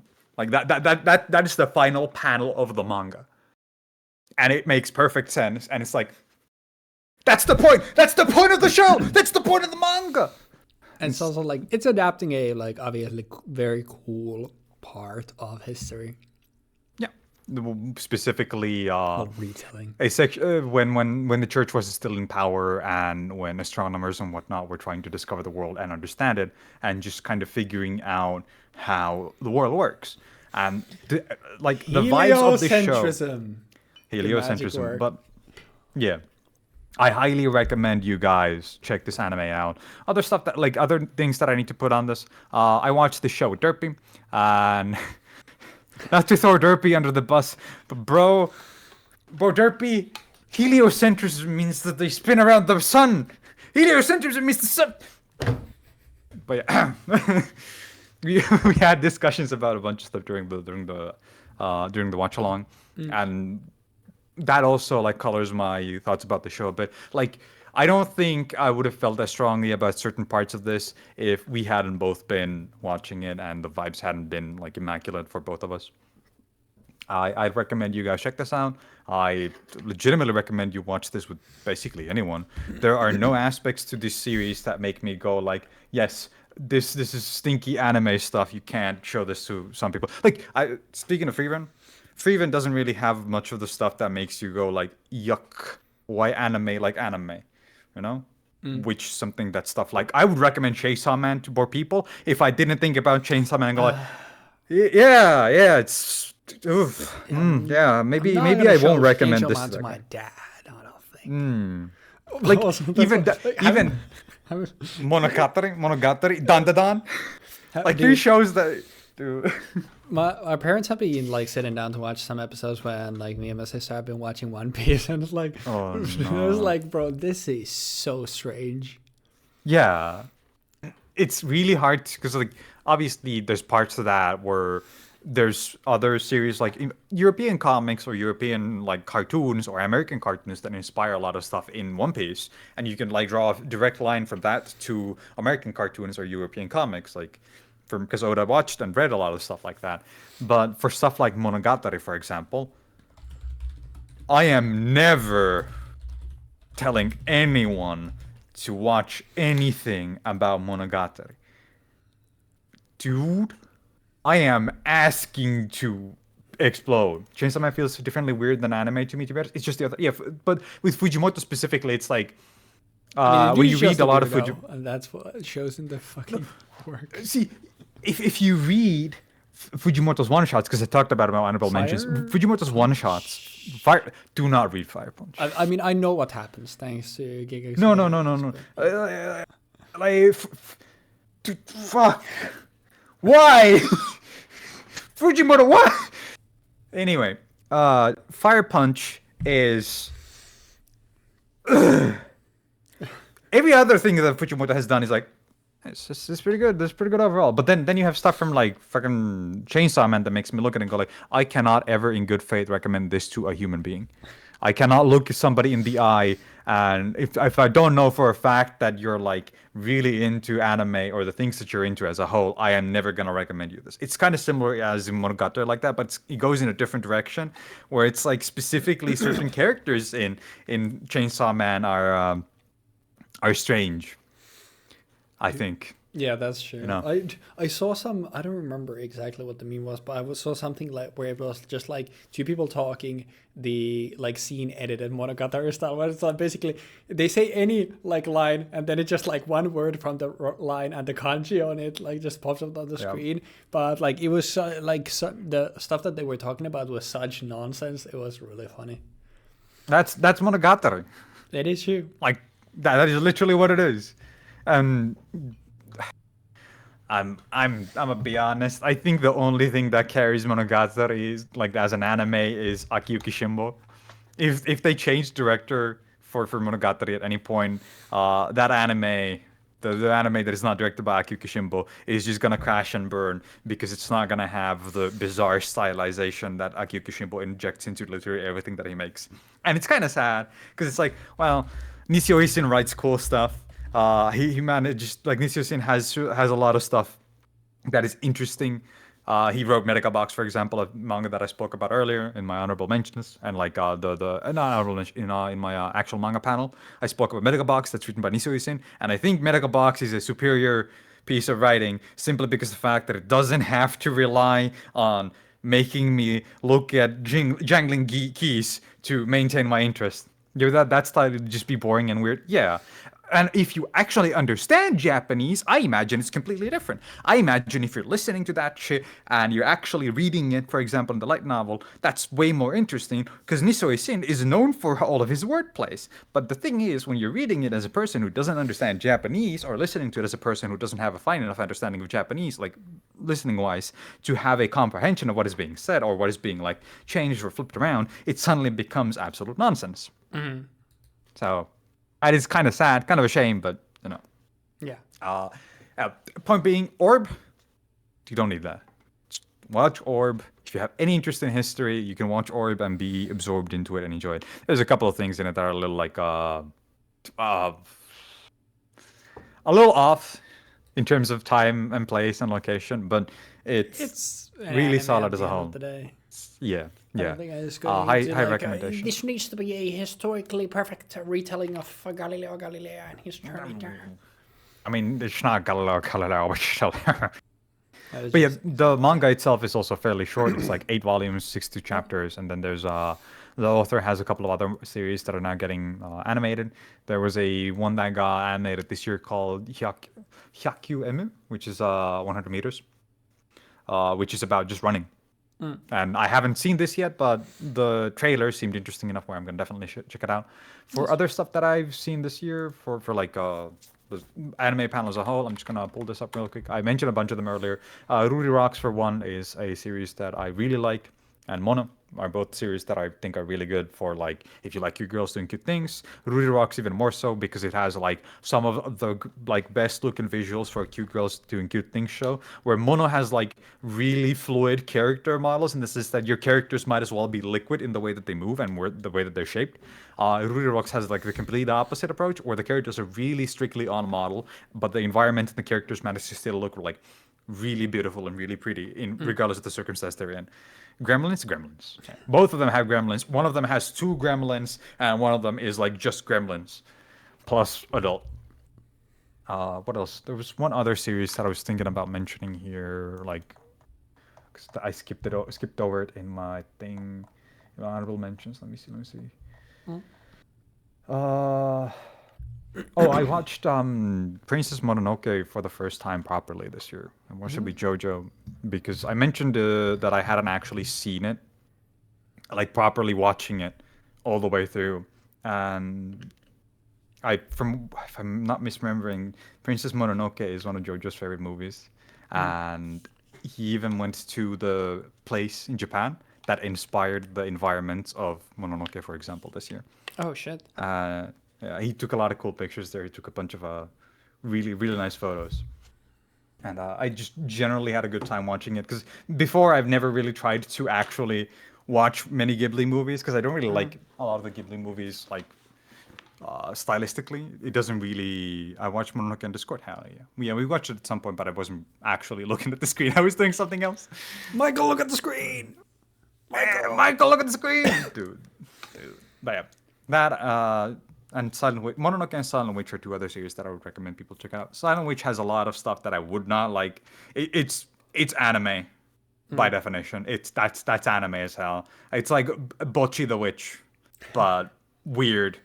If Bocchi the Witch had a thing where instead of Nijika coming to help Bocchi, it was a strangely mysterious, attractive young man approaching this adult woman who looks like she's 14. And then it's like, well, now we're going to pretend that you're actually like 16, even though you're an adult. And you're like the greatest wizard in the... It's weird. It's a strange setup, but it's visually really gorgeous at points. And it can be fun as long as you can get over the fact that the main character can be completely unbearable at times. Nice. Yeah. Cool. That's my square 7. There's in the 3x3, the meme 3x3, I put more stuff in here. Like, I'm just gonna cover this. There's a lot of the stuff that I mentioned in the honorable mentions, like Mononoke, Tatsuki Fujimoto, Chainsaw Man, because I watched Chainsaw Man this year as well for the first time. Actually, I had been putting it off for a really long time. And there's Gridman, Danazen, and Sanda. There's Fate Strange Fake. You can't really tell all of these because it's obviously like it's supposed to be difficult to tell. Yeah. Because I scrunched this. It was supposed the to be the girl joke. from the rock anime with the fat ass. Yeah! See, this girl from the rock anime as well, she grows up into being as fat as she is. Nice. It's absolute cinema. Washoy. Well, sure. Wahoo! But yeah, Gachi Yakuto was also something that I watched with Derpy, and we've been having a blast with it. But I mentioned that in the honorable mention. Yeah. So, yeah. Nice. Okay, hey, before we go into both of our last two grids and then the finale, can we take just a couple minute break? I'll just refill my water and I'll take a quick piss. Okay, I'll do the same. Yeah. Be right back. See you in a bit. We back once a motherfucking again. Got that tear my way. Oh. Anyways. Look at this panel. Time almost 2 hours on the recording. Dude, the only actual things on this that are like completely visible at a glance are like Teto, Marvelous Sunday, Ruri, and fucking Doughface. So good. I mean, it's, you know, everything important, you mean. Exactly. Oh. He made, that was Albert, right? Albert made, Box? it was Barbot. Yeah, Barbot who played Janna. We were talking about how when Box used to play League, whenever he was like queuing for something and he had to get up, he would tell chat to type accept into chat if the queue popped so that they could accept the game for him. That's fire. And then chat would actually type accept and then be like, it didn't work. 2026 resolutions we need only on the Europe, Nordic, and Easy Super server. I think we need Weebfox on EUS, you know. Because I'm not on EU, Nordic, and East either. Fuck you. Anyways. Anyways. All right. Last two slides. Moving on. My number 8. Card games in general. Oh, dude, this is lol bad, but in general, card games. Obviously, no repeats for shit like our Yu-Gi-Oh series, but obviously the Yu-Gi-Oh series that's like now obviously in December it's been, and overall just in like late 2025 it's been a lot less consistent. Sorry, a lot more inconsistent, which I do apologize for. Like work has affected some of that, and then obviously like in December I just been like I had a week when I was just dying in bed in 39-degree fever, so a lot of the series like were a lot more like inconsistent. But in general, like we found obviously release like it's a really cool game. Unfortunately, like the scalping situation, everything like that, like just no product being available meant like I haven't been able to physically play it. But like when I did some testing with like online with Yudo, like really cool. I've been playing a shit ton of Hearthstone this year as well. Like it just like it's one of my like comfort games where just like I'm eating breakfast or something, like I'll probably boot up a few games of Hearthstone. It's just really fun way. Like I bought new Magic cards for the first time in like 3 years for my favorite EDH deck. EDH still like my preferred way of like playing Magic, just hanging out, chatting shit with people, and just playing casually. Yu-Gi-Oh! Obviously there for our Yu-Gi-Oh! Series, which we've been going strong with for the most part of the year, and looking forward to getting back in stride of things with that as well. And then obviously like Digimon, shout out Ryu, starting the Digimon series, which has been on hiatus when I've been gone, but it's sure to return for 2026. I like still really enjoy playing Digimon with Ryu, and looking forward to like tackling new format as well that I didn't get to experience physically, which is another like cool aspect. But it's just like in case like card games in general, like I think like 2025 has been, card games have been a thing that I enjoy a lot in this year specifically. Yeah, I think that kind of makes sense, because we've been going at Yu-Gi-Oh for like 3 years next year, right? I think so. Yeah, actually. Yeah, it's fucking crazy to think that we've been consistently, well, not consistently, but at this point, that's fairly consistently for 3 years been doing Yu-Gi-Oh content on YouTube, and we made it through like 70% of the game or something at this point. Something I like think there's that, I think. Oh wait, no, there's we're in 2018 or something, so there's 7 Yeah, I think we're in more. like late 2018. What is the last one? Was Lair of Darkness and Zombie Horde? Lair of Darkness. Yes. So we're like really deep in there now, and I think that definitely warrants mention. I didn't put it on here mostly because the fact that like I didn't think mentioning it again would Yeah, make sense on a exactly. 3x3. Because last year I was like you. Yeah.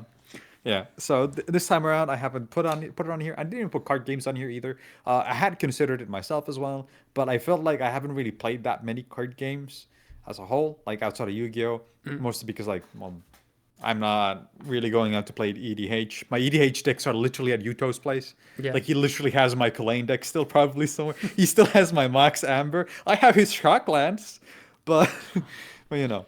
There have been a couple of moments recently when a friend of mine, Pytex, he started playing Commander actually. Like Oh he shit, actually nice. started playing Magic. So there's just random instances where he's like, "So Susuge, what does this mean? What does it mean when it says this?" And I'm like, "Oh yeah, it means this." And then he sits there for a moment and then goes like, "So you mean I can just do this shit?" Yep. Yeah. He like sends me a card which is like, "Okay, so every time a player casts a spell, they take damage equal to the cost of the spell." And it's like, "Wait, is this for every spell that gets cast? That seems broken." And I was like, "Yep, Welcome to yep, it's for every EDH. cast that gets cast. Yeah, welcome to EDH. That's how it works." And stuff like that. There's a lot of like stuff that he's seeing as a first-time Magic the Gathering player and a first-time EDH player that is really like novel. Because when I originally saw a lot of these cards back when we were starting, like in 2018, like to play EDH more, when I started also looking into EDH, because I had already like played Magic, right? I had already been interested in Magic for the longest time because it would have been a game that people were playing at the card store. Yeah. But EDH cards specifically were something because like, oh, here's a card that destroys all lands, kills all creatures, and also forces everybody to exile their graveyards and hands or something like Yoko Yeah. Hubs or something like that. It's like, oh, that's just a card that's legal? Yep. That's just a card that's legal. Okay. Cool. How about you jump off this railing right now? And it was the one specific guy that played that shit. And it was, EDH decks like you can really tell the nature of a person based off of the kinds of EDH decks that they build. You know, Yep. are they I mean, building Infinites? Are they building Voltron? Are they building just I'm all gonna fucking tribal decks, bro. gamble? I'm the Timmy. I'm the Timmy. I'm the cool guy.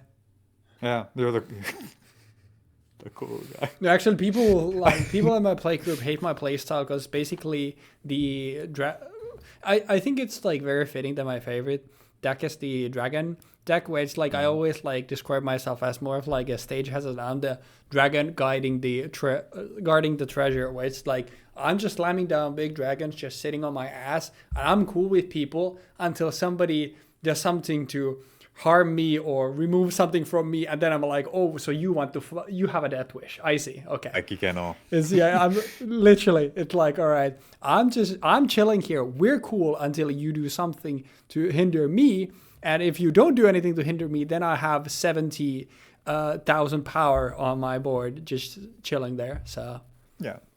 but anyway, I think like that's like it's a casually like pretty fun playstyle. So, yeah. Whereas there's obviously people who have very more like very strict play styles in the sense I'm playing spell slinging and I'm just gonna make sure that the game never goes out of hand. yeah. And And I that's mean, kind of fun. Like in, you two used to have the Rashmi deck, which is yeah, essentially that, and then it would just combo off at some point and win the game. yeah, I mean, and then like Nipa is basically that it's like, all right, every single deck needs to have like a winning Living down. combo, and like him like finding these combos is cool for him. But that's also like what's neat about EDH is like having these different play styles come together at a board, and ultimately it is like, all right, well, I'm trying to do my thing, but also make sure that nobody else gets to do their thing to win the game, which is like kind of neat. But at the end of the day, like whoever wins, like it doesn't matter. So it's like also makes it more casual, which is neat. Which is also why I think like Riftbound is cool, because it's like from the ground up play. Also like thought of it like, hey, we also have a multiplayer format, which to me is like really valuable because I appreciate the multiplayer aspect in card games a lot. Yeah, that makes sense. I obviously am more of a constructed person. I prefer constructed formats or even limited formats in the sense that like a 60 card constructed specifically for Magic and 40 card and whatnot for Yu-Gi-Oh. But Draft is also fun. I've been having a good time playing Draft on MTG Arena recently. Currently, I'm slowly crawling my way to actually having a consistent record of getting 6 wins, 3 losses, so that I'm not losing out on gems. But I've been getting like 5 threes fairly consistently. So I'm getting better at drafting. I'm getting better. Nice. But at MTGA as a whole, I need to mention there's a deck that has come out recently due to the new avatar set. I think it's because of that, because it has a card in it called, I think it's Badger Mole Cub or something like that. When you play it, you target a land and you earthbend the land. It becomes a 1/1 creature with haste, and now all of your creatures that produce mana produce an additional green mana. So now that land will produce 2 mana. But there's a combo deck using otters, which relies on, is it Tidecaller? I don't know what the name is, remember what the card is, but it's a card that says every time that you cast a non-creature spell, untap all of your otters, right? And give them +1/+1 until end of turn. Yeah. Now there's another card called Enduring Vitality, I think, which says every creature you control has tapped this to produce mana, any color of mana. So now the Badger Mole Cubs make these guys produce 2 mana. So every time you tap a creature, you get 2 mana. And now you play a card like Boomerang, which allows you, I don't remember what it's called, but it's a 1 blue mana sorcery for bouncing a non-land permanent to your hand. Now you play the Storm Chaser's Talent, which is a 1 blue mana spell that says when you play it, produce an otter. It's an enchantment. So, and on top of that, Boomerang also says if you target a card you control, you get to draw a card when it comes to your hand. So you go +0 for it. But then when you play the Otter card, it also has the ability of returning a sorcery or instant from your graveyard to your hand. So you play the card, you play you tap your goons for mana, and now you have 5 mana floating, for example. And now you play Storm Chaser's Talon. Now they all untap. You tap them again. Now you have 9 mana floating, and now you play you play Boomerang again to bounce the thing again. Now you untap your goons, and you just keep doing this until you have a winning board state.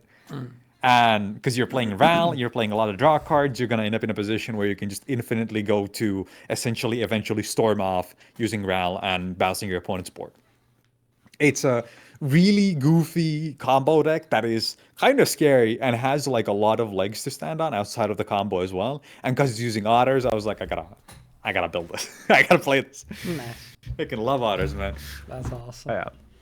I am. The first time ever in a Jeexx and Weebfox collaboration, we have talked positively about Magic the Gathering Arena, I think. Insane. And you know what? I didn't even mention that the broken ass blue sorcery, which is a lesson that it bounces a permanent you control unless you draw a card, is from fucking Avatar. Great. Woo! We're doing great again. We're building overpowered cards for the collabor sets. Yay! Yippee! All right, now before we turn this into a negative, I think that's gonna be our card game segment. So, what about your 8th one? Although I think I already know what this is gonna be. It's Germany Trip 2 with no this repeat, gigapixelated. so he picked a slightly different picture from the nature. Yippee! Yeah. I picked. I think this is actually a Heath. Let me double check. Oh, that's actually good. I think this is considered a Heath. Yeah, this is a Heath. That's it. So we have Windswept Lilies, and then we have a Windswept Heath at the bottom. And I think this really, this trip was obviously very different from the first one. On the first one, it was my first time going abroad, and it was my first time traveling anywhere on my own, pretty much. Like any outside nation in the world other than Finland. I've gone to Estonia with my grandparents, but that doesn't exactly count. Estonia might as well be like Helsinki too at this point. I was gonna say like, be careful how we word this. Like you go to Helsinki and you have a $20 boat trip to go to either Suomenlinna or Korkeasaari or Estonia. Yeah. Like, I mean, people that's just crazy. On the regular Finnish people do just have like make weekend trips to Tallinn to get cheap alcohol. Pretty much. They don't even go to Tallinn for that. They tend to buy it on like the boat as well. 'Cause on the boat you can also get it for cheaper, which is crazy. Yeah. But yeah, for me this time, I went there with the intent, because Arki brought up the fact that there was a fighting game tournament happening in Germany, and it was in fairly close to where he was. So I was like, dude, when we were talking about fighting games last, like in a private call when I was yapping with Arky, I brought up the idea that first time that you're gonna go to a fighting game tournament, I'm gonna hop on. I'm gonna come along and we're gonna go do some fighting games. And happened to be in a place where I could go to fairly easily and he could go to fairly easily. I thought fairly easily until it turned out that I would have to be sitting in a train for 6 hours straight. That was a mistake, guys. Don't just assume that it's gonna be easy travels because it's like, oh, this should be a straight shot from here to here, right? It was not. I had to stop by Koblenz, and then I had to stop. Like, it was a fucking mess, to put it lightly. But yeah, we had a fighting game tournament that we went to. I hung out with Arky for I think 4 days, 4 days. I arrived on like Thursday. Then Friday I was acclimating, and then by Monday I was gone. I spent the weekend there pretty much. But yeah, we went to the fighting game tournament. We got our asses beat. The funny thing is, I didn't win a single game, right? Arky, I think, won 2 or 1. I don't remember which one. I think he won 1 and lost 2. But our records are like placements were the same because my seeding was higher because I had a win from install, I think. Oh yeah, that's right. And a win from my previous install as well, the 2017 one. Yeah. Which is funny because he was like, "Why are we placed the same? What the fuck?" It's like, well, no. Welcome to our first proper tournament, Arky. Welcome to the world of seeding. Me when I'm actually like highly prestigious as a pool round. Well, they fucking seeded me for my first tournament ever against the literal best player in the country. Dude, yeah. And then you lost. And then you won. I took a round, which is like you the took biggest 2. fucking dub of my life. Dude, if you had went like 2-1. The only thing like that made it cool was like I literally, because I did a lot of like prep. I'm like, all right, he likes doing this setup. I never fight this character. How do I combat this setup? Then the setup came up and I employed my counterplay, and that felt good. Actually solved the situation. Yeah. But yeah, the fighting game tournament was really good. We had a good time. We went there on we went there on day prior to competition. So we went there on Friday, I'm pretty sure. And we talked to the guy at the counter. And when Arky and I started talking to him, he told me that, I don't speak English. And he just asked me to write my gamer tag, and he gave me the placard. And then he started yapping to Arky in German. And then he just, I don't speak German. The guy was fucking bullshitting both of us. But it was a good time. Nice. It was a really, really, really nice time playing. I haven't played a fighting game pretty much since, mostly just because of like I haven't really had the motivation to. But even though 2XKO came out and stuff, which I mean, I'm surprised neither of us ended up having 2XKO at all, considering that like it's a league game, it's a fighting game. I would have expected you to have it. But yeah. For me, it's mostly like the fact that because I obviously then moved here and I have not had literally like tethered connection. I've only been raw dogging it with my like mobile connection all these months. So obviously not good for playing fighting games online. So the timing for 2SKO coming out just like didn't really work out for me. So, but there's definitely a potential there in the future for me. For sure, because I do like the game, and like when it came out, the brief time I had with it for like a week or so, like I thoroughly enjoyed it.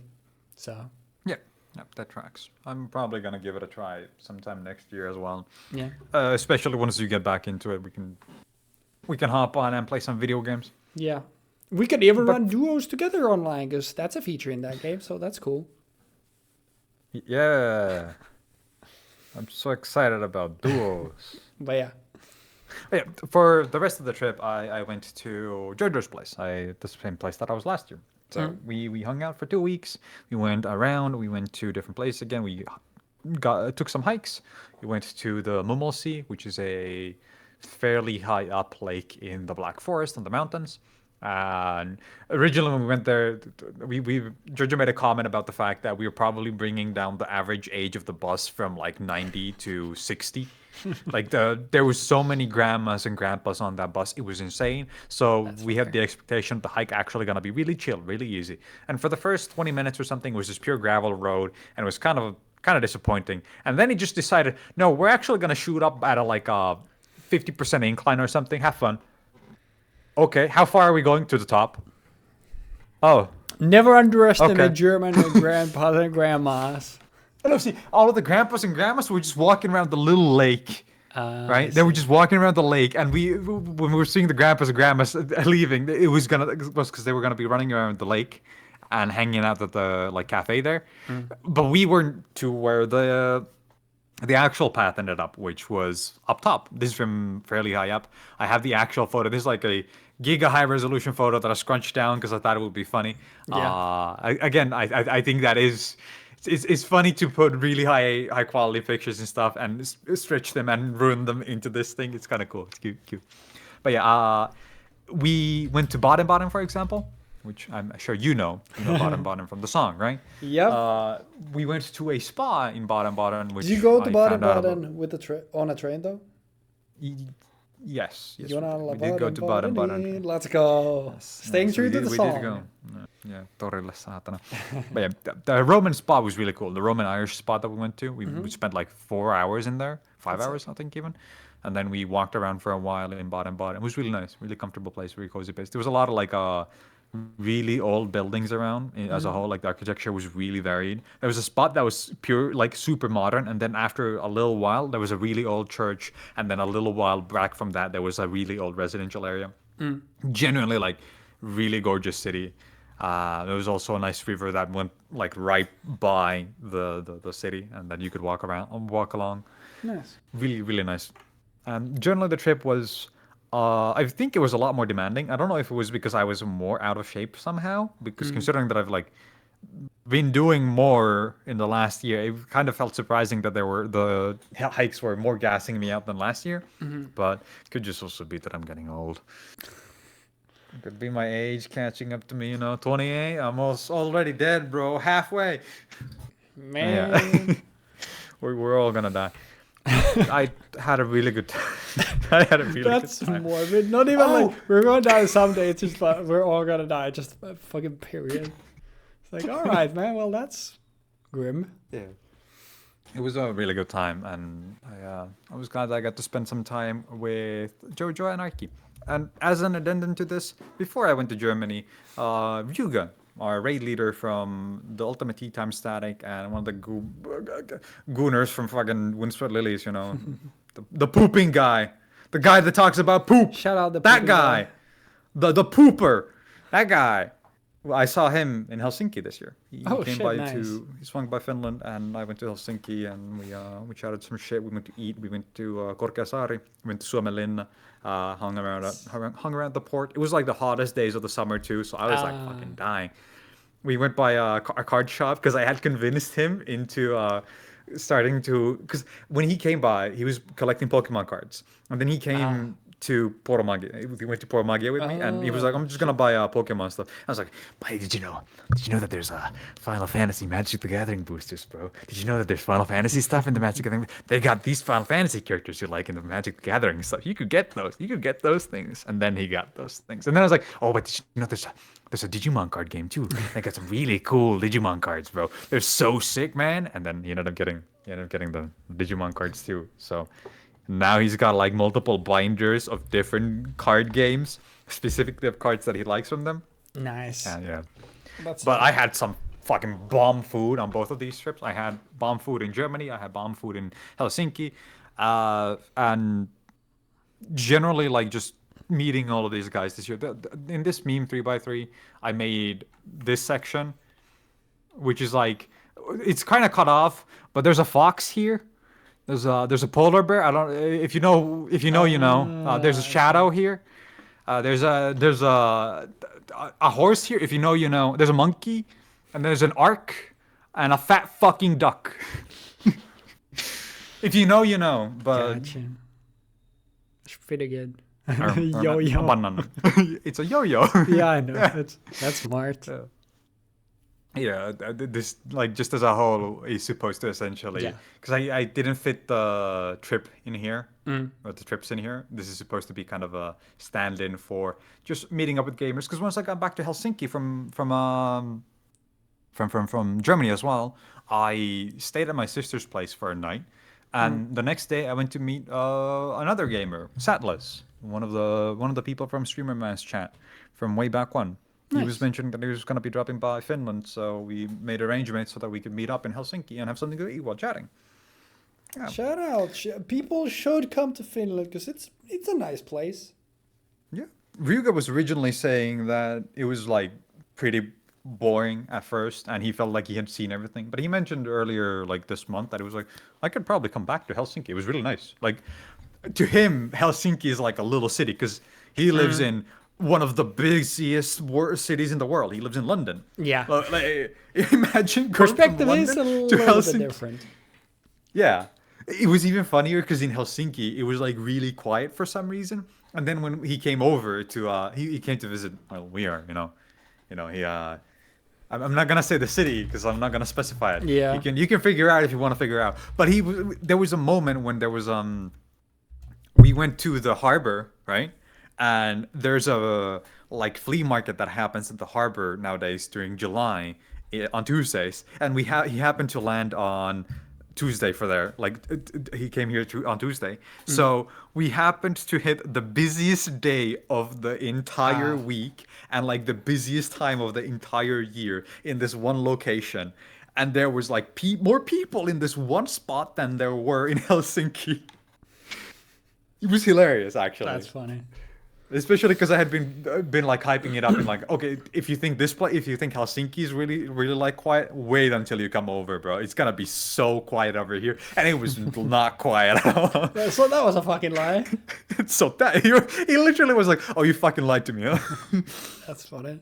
Well, yeah. Nice. Generally, just meeting people, seeing people, chatting to people like that I've been talking to for a really long time, or seeing people that I've met last year as well. Yeah. Traveling the world, doing things outside of my apartment as well. Experiences and whatnot. Nice. Yeah. All right. Final slide. The ninth square. No big prizes here. It's as I said, what the... Yo, What is my this? stupid life. Anyways, it's I had to fill space because otherwise it was gonna look weird. I do remember. I think last year I had the like hamster meme as like the meme of the year. I was like, I mean, my stupid life first mode, like definitely emote of the year. So it perfectly fit in there, and just Pokemon in general, but like especially. Obviously our series, and like I said, like both of these columns, shout outs to people here. Obviously shout out Jeexx, not only for the literally like being the master behind the idea of us doing the Pokemon product series in general, but like also obviously Yu-Gi-Oh, any of these ideas, like just hanging out, sometimes doing silly goofy stuff on Sundays and stuff like that. This obviously shout out to you, and the Pokemon series has been a lot of fun to do, and I think like whereas in Yu-Gi-Oh I'm like I'm a few like sets ahead, just because like when I have time I tend to be like, all right, what sort of deck like do I want to play here? So then like if closer to it I actually something comes up or I don't have time, then I at least have a shell, I have more of an idea. But even more than that, like for Pokemon, especially I think for VGC formats, like I find myself going to like way further into future. Like I've literally like the day before yesterday, I was literally thinking like of the Pokemon that I definitely at least want to play in some teams in our Generation 9 games, which is literally so far in the future. But it's like sometimes I just get ideas. It's like, dude, this shell or like this core would be so cool. And I just like I have a folder where I just have like team ideas that I just put there. It's like, a lot of those are going to change, and especially because we're playing on Showdown, a lot of the formats are changing. And I think already like at one point there was a case where I had made a team, I think it was like 3 weeks prior to when we were actually recording the episode, and then when we were doing the actual episode, then I ended up when I went to validate my team, I was like, oh, this mon has been banned. It's because literally so for even like older formats, which like I think that was like Generation 3 Little Cup or something. But for stuff like even like older formats, like they're still constantly like balancing out the formats, which is really cool. So stuff like that, happening is like obviously like a lot of like ideas that I have for shells now that I think like, oh, this would be like really cool to do. Maybe my ideas change, and we're limited to a limited amount of teams anyway. So maybe something ends up taking its place, being like, I really want to play this, but it's still like it's something that like even more than for Yu-Gi-Oh, like I'm thinking to ahead, because it's like I've been a Pokemon fan basically my whole life. One of my 2 tattoos is about Pokemon, so it's like it's no surprise there. And like I'm really it's been really cool, and I'm really thankful that you came up with the idea, because it's been another thing that's like just super fun to do, even though like sometimes it is Pokemon at the end of the day, so sometimes hacks happen and things don't go the way they maybe should, but it's a part of Pokemon. But overall, just like the Pokemon Prague series and just Pokemon in general, like has been another thing that's been really fun to do as well. So once again, thank you so very much for carrying my YouTube channel for another year and adding to it as well with this, like in my opinion, like really cool series. So that's awesome. Thank you. No problem, man. I genuinely appreciate you being willing to put up with my bullshit as much as you are. So thank you as well. I came up with the idea for the Pokemon Prague series, but mostly because the fact that I was watching like Wolfie and I was watching Smallland at the beginning of the year, and I was like, dude, you know what would be cool if we took the idea of Yu-Gi-Oh, the way that we're doing Yu-Gi-Oh now, and we applied it to Pokemon, because Pokemon has formats that we could definitely go through, and it just felt like it's a perfect fit for the type of thing that we're doing. And we had already been discussing the idea of, hey, is there anything else that we could do with this with? Yeah. And then the idea of doing these live as well worked better for Pokemon than it works for Yu-Gi-Oh, because there's more things that I'm going to be yapping about for Pokemon than there are for Yu-Gi-Oh, for example. And because in Yu-Gi-Oh, it's like more of a dynamic between me doing a thing and you doing a thing, and we're discussing it. Whereas with Pokemon now, it's like we're both playing our own game, and then after that we come in and we're fucking cat shake. You got fucking hacked, bitch. Yeah, and also like killing myself for you, like for Pokemon, like before this, like you hadn't played like Pokemon like against other people really at all, right? Not at all. This is literally my first time. Like the first set of like we played for random battles after I think the first Gen 1 episode. That was the first time I ever played against people in Pokemon. And it was really interesting. And it still is. Like I look at them like, damn, bro. Well, what the hell am I doing out here? I have no clue what I'm supposed to be doing with most of my teams. I just make a team and like, I like this one, I like this one, I like this one. Okay, how do I make these guys work together? And then it's like, suddenly my grass team has many grass types on it and like one fire type on it. And I can't really deal with fire types because I died to fire types. Whoops. Yeah. What do we do? And then I work backwards from there. And obviously with Yu-Gi-Oh, I have a lot more experience with just like creating a bunch of random ass decks from random ass cards that I have. And like I have a lot more understanding of how the cards work themselves and how the systems in the game work. In Pokemon, I have none of that. So going into this, I'm like, oh, wait, well, if Pain Split works on like Ghostmons, right? Then Endeavor should work on Ghostmons. Oh, yeah. And then I click Endeavor and it's like, so you click Endeavor against a Ghost type Pokemon. Yeah, and I think like in like overall, just like some interactions just that haven't come up. Like for example, like the like grounded poison types absorbing toxic spikes. Like that was something that you didn't know before. I had no idea. Yeah, so like stuff like no that, game ever requires you to do that. Yeah, exactly. Because like it doesn't really come up with if you're playing just like Pokemon Engage just through. And also like the just in general, like I think like already like you got such a like long way, and your teams have gotten like so much better, like from just going from I click psychic building, like okay, I'm just picking my favorite mons, seeing how they work, like actually finding like really cool sets a lot of the time that also like catch me off guard and like still build around into a like really cool team. Like I think you come a long way with that, and like you've managed to construct like a lot of like really cool teams, which has been obviously super interesting and fun. Thank you. I can't obviously comment too much about your teams because I'm sitting there like, what the fuck? Why is this mod so broke? It's like when you're how do I describe this? When you don't know anything about something and you play into like something that is actually good and actually well considered, and you're like, why is this so good? How am I losing? What is going on? You know, like in card games when your opponent has built a really good consistent deck and it feels like they're running off with the game. Yeah, That's the feeling that I get whenever I'm playing against like a really well built team from you.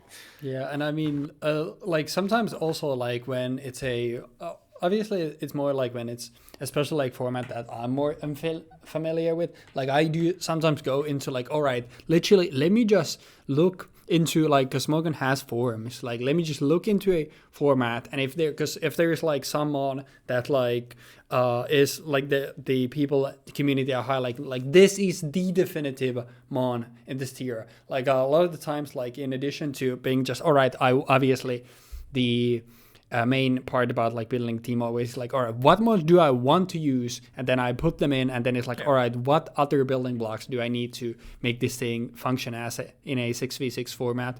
But sometimes I do also go my way to look at like, all right, this thing is just the king of this format, so I will also add this into a team, because simultaneous like it just being like our way to go through the formats, I do want it to be a like semi-okay way to highlight and like show like basically how have things changed throughout the years, which is like for one example that has come up now when I've like looked into like way later formats, where like for example like one of my favorite mons of all time, Metagross, like has been obviously incredibly good both in VGC and in like singles for so long, but then like with how power creep in Pokemon has become, like in VGC, Metagross is barely seen like ever these days, and even in like singles, I think Gen 9 like Metagross in rarely used, which is a crazy tier for a steel type pseudo legendary that has been like so good for so long. So also like seeing kind of the progression there and going from like, all right, early on, it's like Snorlax is arguably the single greatest Pokemon in Gen 1 OU to going through to Generation 9, where Snorlax is literally not a tiered mon. Is like stuff like that is also interesting. I kind of want to incorporate that as well, but mostly it's still the like, all right, well, since we're going through all these tiers and formats, like the stuff that I don't usually get to use, like I really want to use the tier, and then obviously I do just have some of my old favorites, and sometimes it ends up being like, all right, well, Gen 4, let me just look at the format, let me just pick my favorite mons and go from there. But what's also cool is like the fact that there's like differences in how we build teams, and also like the limitation that we've had for like for the single formats being like, all right, at least pick 2 from the current generation. I think that's been like a good amount where it's like it still highlights new mons, but also you are not just limited to, okay, well, I just need to play this new stuff. Whereas like usually it comes naturally anyway, because like and especially like when we go on from like Generation 4 with like Generation 5 being the first like really big step of power creep, it's not going to be hard to fit those new mons in, but it's like still like enough of a limitation where sometimes like I feel like especially like something like Little Cup going forward, like it's going to be at some point like really hard when it's like every single team is like, well, I want Abra, I want Ghastly, I want Diglett, and like it's at some point it's like, well, I can't just take all of these mons. I can't just like when Gen 5 comes out and gives us probably the 3 best mons in Little Cup of all time, and going forward like multiple generations, then it's like, all right, how the fuck am I building a team where I'm including 2 new mons from these generations as well? Because I can't just go bird spam with Ponyarda and Mienfoo every single time and call it a day. Pokemon is pretty cool. Yeah, Pokemon is really complex as a whole, largely because the fact that it's got so many moving parts to it. Yeah, and I'm very excited to see where we go from here. and Like especially VGC, right on the especially corner. going to VGC, it's super neat. Although now obviously knowing my teams for the 2009 and 2010 VGC formats, it's not exactly innovative, but you gotta start somewhere. In VGC, something that I've barely played because I only played for a brief period when the Sword and Shield mythical format was on. So Yeah, I'm looking forward to that. But yeah, I've been spending so much time just like grinding out, like looking at my team, thinking like, okay, but can this guy survive this hit? And if this guy survives this hit, how do I manage to make it so that I can always kill it on one turn if I do this? If I flinch this guy, if my guy gets hit, does he die to this? How can I maximize his EV spread in a way where he doesn't explode to it? Is there anything else that I can do that would make it so that he doesn't die and then afterwards prevent him from actually exploding again? And so on, so forth. And I've just been going down like a list of possible interactions where my guys could explode to something. So I'm doing stuff like, hey, here's a Garchomp with like max attack EVs and max speed EVs with fucking with a band, and now I'm gonna see if he one shots. Okay, he obviously one shots. Fucking max attack, right? Giga attack. Okay, what about max speed investment Garchomp? Because I think max speed investment would probably make more sense if you're gonna be running like a Garchomp, because it's gonna be giga squishy for certain things, and there's a lot of Pokemon. Actually, Yache berries exist in the format, so let's go back and think about that a bit more. Yache berries make it so that he can't get one shot. So how do we prevent Garchomp from actually moving if he's not max speed investment even? Oh, we're just gonna fake him out on turn 1, and then we're gonna ice beam him, and then we're gonna ice beam again because he's not max speed investment, and my guys are faster. There we go, simple as. And I've been just like doing these kinds of interactions in my head, and I've ended up in the position where I'm like, well, the scariest thing that can exist against me right now is a Metagross, but I think I can still deal with a Metagross. yeah. And I've been having a really good time doing that. But it's getting to the point where I'm like, I want to just play this out so that I don't need to be thinking about it. Yeah, it's been funny because like obviously it's the next one is our first VGC episode, and it's been like delayed multiple times now because like first I was sick, and like we just had individual episodes here and there like delayed obviously because of my work, and then like I had the streak of being sick, and now today like obviously we're doing this, and already like this like straining my voice quite a bit, so we're definitely not doing the GC episode today, so it just keeps getting delayed. It's just, you just want to rip the band-aid off. Like, can we just get to this? But like, can I just see how much it's gonna explode to whatever else is gonna happen? Yeah, other than the thing really that I funny, planned like for. having all of this planning, and then it might just end up being like, oh, I got paralyzed from body slam turn 1, and I got fully paralyzed 3 turns in a row, and literally nothing that I thought of ended up mattering. That's awesome. Your opponent. It's gonna be glorious when that happens. But I've tried to plan for a lot of these eventualities. So my leads are gonna be designed to specifically kill one guy pretty much turn 1 every time. And the other guy isn't gonna play the video game. And now it's gonna be a gamble on which one is gonna do the thing. Or if I'm gonna double down and stuff like that. That means that your best play is always to double protect, by the way. Just saying. Yeah, now then you can turn 1 KO me. But it's so unless it's accounting for that as well, and you're running Feint Tech, which would be, it's another layer, which is really cool. Until Generation 8 gives us Urshifu, and then the entire layer around surrounding Protect like doesn't matter anymore. So then you go blah, blah, blah, blah. Here's a move that goes through Protect and crits. Eat shit. Yeah, that one is so broken, and we're gonna see it a lot. But luckily, we have a few generations without Urshifu at all before that. So, and also like gradually getting more stuff there, which is like it's really cool. But it's like I learned really quickly the like when you're workshopping your EV spreads, I learned really quickly, and now lately I haven't been talking about them in the team breakdowns anymore, because otherwise like all of my team breakdowns would be half an hour long, and it's like, okay, it's if you have the you have the weird EV spread sometimes, and if it's weird there, then you can be like, all right, it's probably for something specific. If it comes up in the episode, I'm gonna talk about it. If it doesn't, then it didn't matter anyway. So it's at the end of the day, like, how many people would actually care about that, and is it worth taking the extra time of it every time? Probably not. So Yeah. It's like back in Yu-Gi-Oh! In the early days of Yu-Gi-Oh! I had like really extensive breakdowns on why I chose specific things in my decks. For example, I chose Yami in my deck because Akumador is a spellcaster, and that means that Yami buffs Akumador to be a 2.2 get wall, which means that there's nothing in the format other than like Summon Skull and Dark Magician that will beat over it. Stuff like that. And explaining my actual like logic behind every card. And it led to my deck breakdowns being massive. So I ended up scrapping that and just making like, if there's a very important thing that I need to know, I'm going to talk about it. Or if I'm breaking down a new card, I'm going to talk about it. But the same with like Pokemon, except for with Pokemon, and just like, well, I don't know shit, so I'm just going to throw things at the wall. yeah. And now for this VGC section, I've specifically like thought about my EV spreads in a way where I'm like, okay, if I do this, Fake Out plus EQ doesn't kill. Or if I do this, Fake Out plus EQ and EQ doesn't kill. Like 2 turns of taking damage from one guy or 2 guys doesn't kill me unless you double down on turn 2 as well.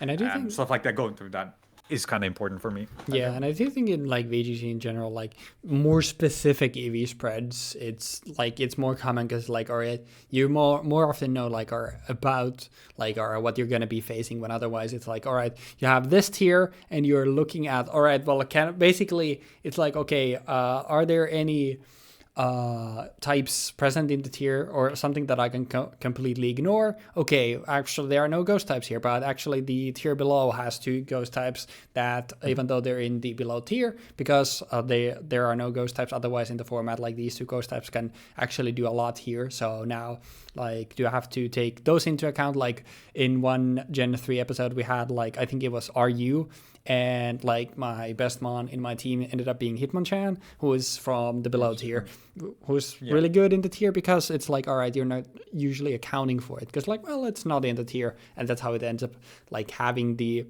floor then to pop off, because usually you're not prepared for it, which is interesting in a way. But I think that's enough about Pokemon. That's enough about my 3x3. So move on to your final one, which I think we have some ideas about. No. My final one for this specific iteration is completely blank, because I was sitting here last night at like 3 a.m. staring at it thinking like, how am I going to actually like explain the whole thing? And for me, it's just largely been that this whole year has been kind of all over the place, if that makes sense. Like at the start of the year, I was getting frustrated with the fact that I haven't been able to find any employment. I haven't been able to get work. I haven't been able to get any kind of like internships, unpaid internships for my field. I haven't been able to find any work in IT. So I had been slowly growing more and more annoyed and frustrated at things. And around halfway through the year, I had decided that, okay, I'm gonna apply for further education later this year, and I'm gonna go from there and see how like pans out.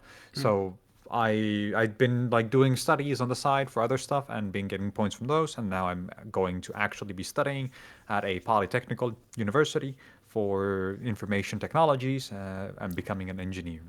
Yeah. And that's gonna take like 4 years out of my life now, but hey ho, can't be helped at this point. Better to try than to not, and all that. And generally, just like all the support that I've received from like everybody as a whole. That's a big reason why I couldn't really figure out a way to put this in the meme. I mentioned I had this panel where it's like there's a bunch of people represented by memes.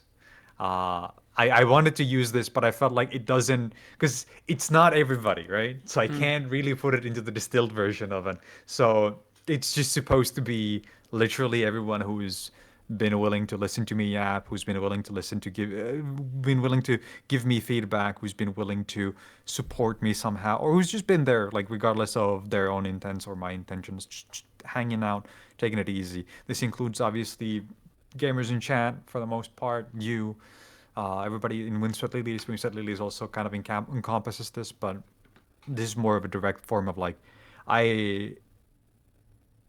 I want to show my appreciation to everybody who's been here this last year.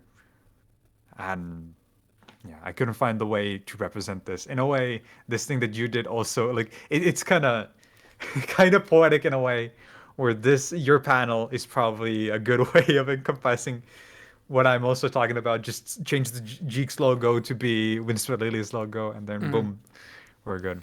And And my make stupid life here these too. make the My Two-Bit life a little bigger. Yeah, my stupid life. Yeah, exactly. Like my stupid life is the perfect encompassment of like a encompassing feeling of the first 4 months or so, where I'm like, bro, I've wasted like a year and a half just applying for work and not getting anything. Bro, my stupid life smoking. Yeah. And yeah. But now they're in But more of a I'm direction, which is awesome. And congratulations for that, because that's yeah, and not as an I easy said, feat to achieve. Thank you. It was like, dude, I haven't been in a school building in a while. I think the last time I was in one was 2017, and I felt really anxious about it to the point where I couldn't go back, so I ended up having to like start doing school remotely again. But this time around, I went to the university that's nearby, right? Yeah. I had to go to the entrance exam there, and dude, I was like nervous as fuck.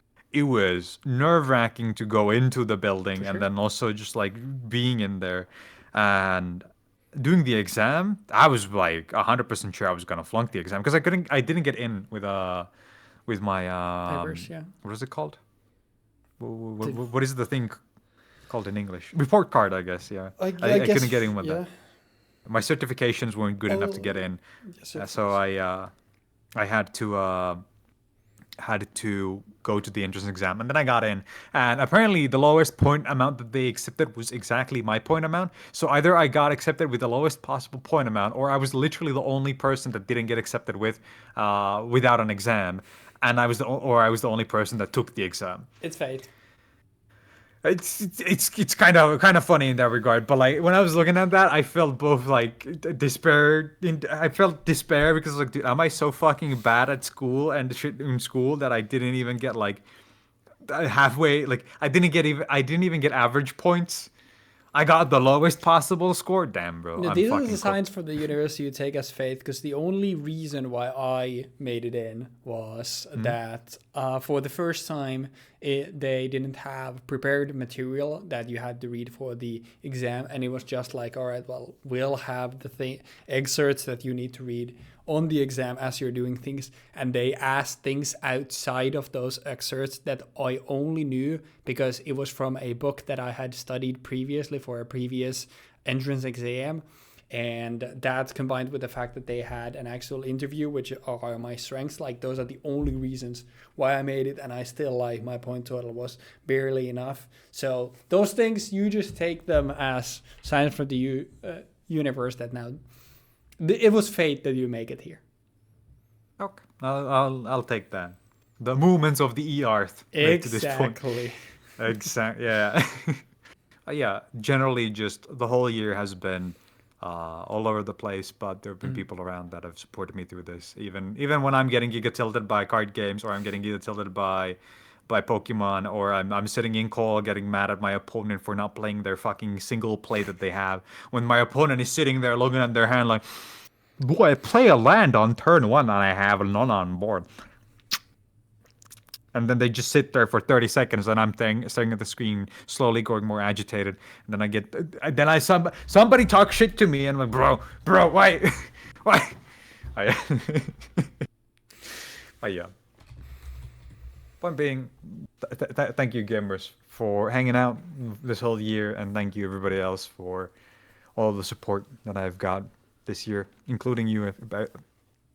You've also been really helpful in whenever I've been yapping about these things, and we've been yapping about things after recording sessions during Yu-Gi-Oh, or just like outside of that. Thank you, much appreciated. Thank you.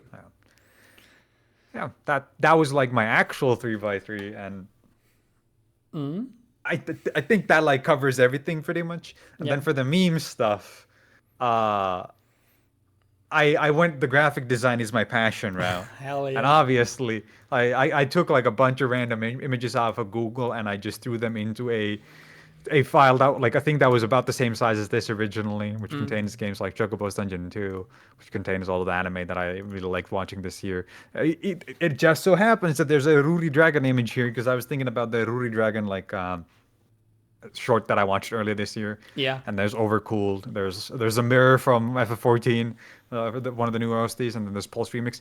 There's Girls Made Pudding, the anime opening / ending, and then there's Teto's penis in Bird Brain here. This one is specifically like Giga Crunch because I just took a small screenshot of Teto's face in a YouTube thumbnail and I just stretched it as much as possible without completely destroying it. And it looks Shout out looks really goofy Jane, because of that. obliterating the Western bracket for the most part in the Yep. Remember opening song battle. We will get the Eastern bracket, but it will happen in eventually. 2026. Eventually.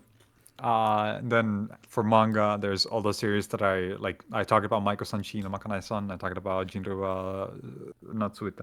Subeta no Jinryu wa Hakai Suru. I think that's the Japanese name. Or Jinryu is Subeta wa Hakai Suru. Either that or the other one. But yeah, these manga that I either finished this year or reread this year. Then Hajime no Ippo is here because it's fucking constant in existence. This thing will never die. This thing has been running longer for One Piece, and it's just, you know. And then there's the Reimu and Marisa like fan work. It's good. It's good. Very cute. Very cute. There's Hirayasumi, which is like, this is crunch to hell and back. Like, you can't even tell what's going on. But Share it's, retweet the share 2 kilobytes of Christmas joy type image. Exactly. It's essentially just about a guy who's in his late 20s who ends up meeting a grandma who he hangs around with every week, having like dinner with her every Thursday. And outside of that, he's just working part-time jobs. And eventually, in the first chapter, the grandma passes away and testaments her house to him. And he continues to take care of the grandma's house and just kind of lives his life very slowly, very steadily. And the girl in the picture, which you can't tell it's a girl, it's his cousin who moves in to study in university. So, and then there's it's the introverted gals want to get out there. Yeah. I put this here because I was like, but there's a specific chapter in this which was really cute, which like has a line of, you can't see, like, a donut really needs its hole, which doesn't make sense without like context, but like that line is like, damn, bro. Bam, completely random. And then the explanation is like, oh yeah, the reason why she says it is because she made donuts and forgot to make the hole and they were raw in the middle. And the other one was like, oh, I thought you were being really introspective and like saying something really profound here. No, I just actually literally meant it. Yeah, I literally. forgot that shit, dude. And then there's OTR, which is Ocher, the Viking warrior, which was really started off like very poorly. Like, I legitimately think this manga was doomed for failure in the first few minutes. And I'm really glad it didn't, because it's like managed to really save itself from the jaws of essentially getting cancelled, turning that into a fairly competent shonen manga that has shown clear improvements in like panelization, in pacing, and generally just not using nonsense words. Like, yeah, Aruku. You know, something like, yeah, who the fuck speaks in a language like that, man? Holy shit. Anyway, they used Finnish in there, and it was god fucking awful Finnish, and they were using Finnish in specifically a manga about Vikings, which is also incorrect because Finnish people were not Vikings. Very important. And then there's Doe. Absolute cinema. Doe anime next season. Watch the Doe anime. Yeah.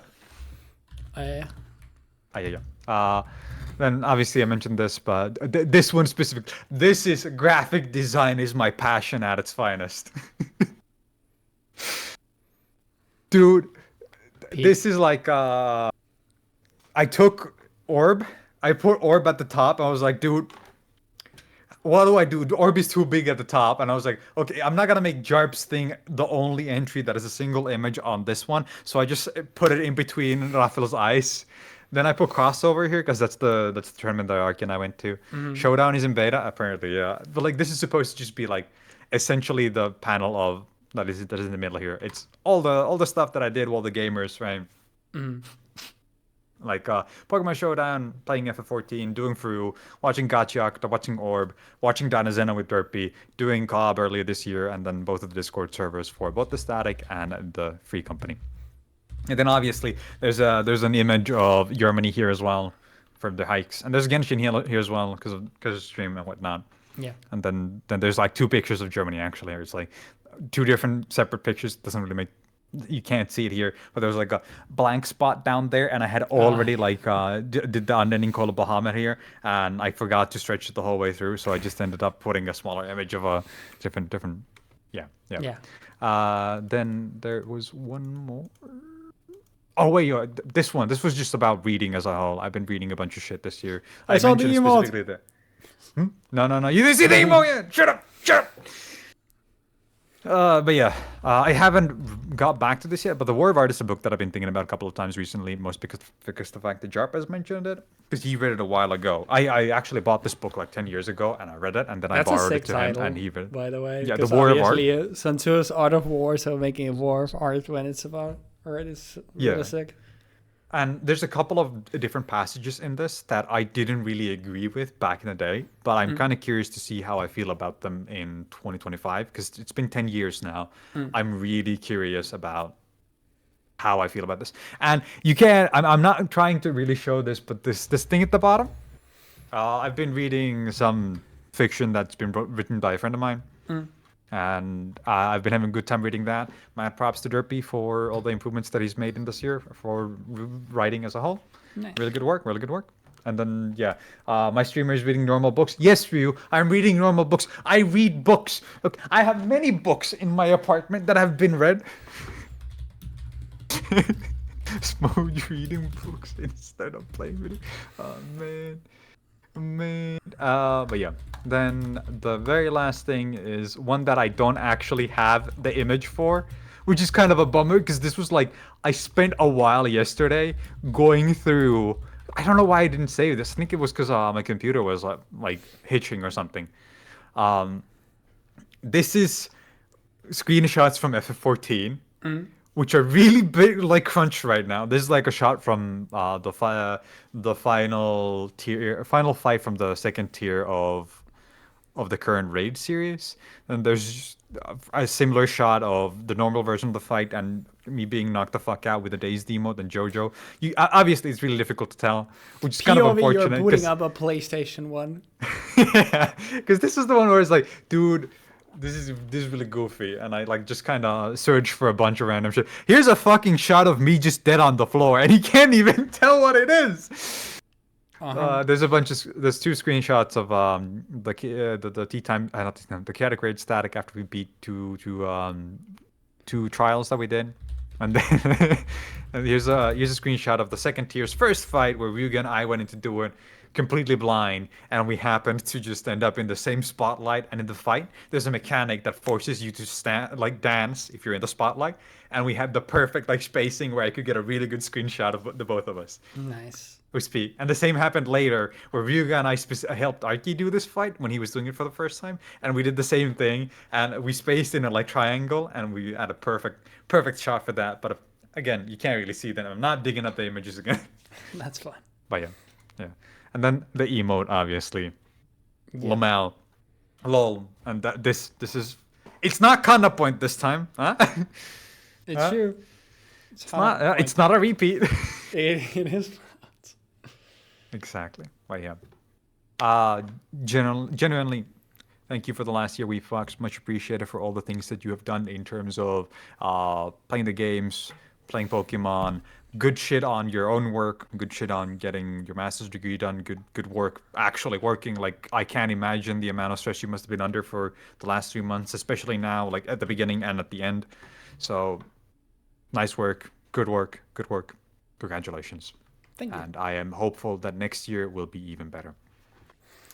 I hope so as well. And that's a great segue, Jeexx, because something that we didn't do last year that I think would be cool to very briefly touch on is 2026. Not exactly, they don't need to be resolutions or anything, but basically predictions or wishes or something that, what is something that you would already at this point hope to see in a year's time in the 2026 3x3?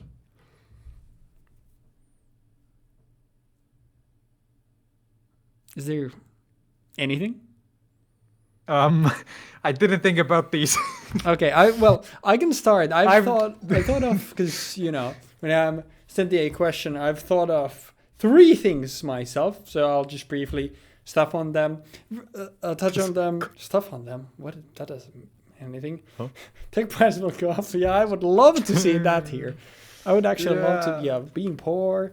No, but first, just poor. Like this is what I like end up thinking a lot. Like especially like this past month, because obviously like first it was my work, then it was like just being sick in general. So I couldn't do nearly like as much YouTube stuff as I wanted to, and obviously like being here meant that I couldn't stream at all, and that's something that I really missed. So the first one in general, like I'd want to bring back the content creation goal in square in like me actually doing stuff, and it's more like being consistent, continuing the stuff that we're already doing, bringing back the Digimon series, and also like some new stuff that I already have like ideas for. We've talked about in the Chill Zone Discord, and I have some other ideas as well. And also like just being away from streaming for 3 months, more than that at this point. Like I have a lot of like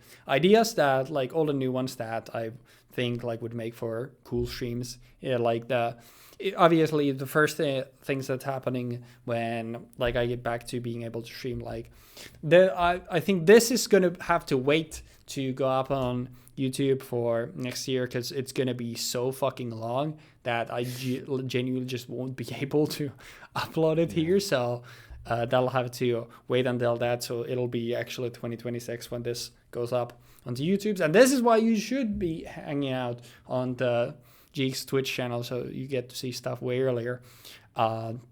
But like in addition to that, like a lot of streams like the Eastern bracket that's of openings, as well as the ending bracket, like stuff like that. I love the Sung Battle streams. They're once again, they're my probably favorite streams to do. So those are definitely happen. But I have many other ideas as well, whether or not like how many of those will actually see sunlight. That's a different story, but definitely still like style content creation is something that I'm looking forward to. Number 2, I'm getting back on League proper. I'm getting good on Deadlock. No. 2026, the year of the MOBA. It's coming back, baby. It's coming back. That I don't know really, but I've just like, it's another thing like it, because it's something that I keep coming back every single year. It's like I just like the things that I log. The fun is just like playing games with people, and I'm hopefully there'll be like more games that also make that happen as well. But like I've just had the MOBA itch. I've thought of like, I think I had Deadlock in general in my last year 3x3 as well. It's just like, it's such a cool fucking game, and I can't wait for it to release proper, because I think that game is gonna do numbers, because it's so insanely good. And I think it's one of the coolest games ever. I really want to get back into it. So I'm going to have to try to gaslight and girl boss and gatekeep Nipa at least into, getting back on the MOBA grind.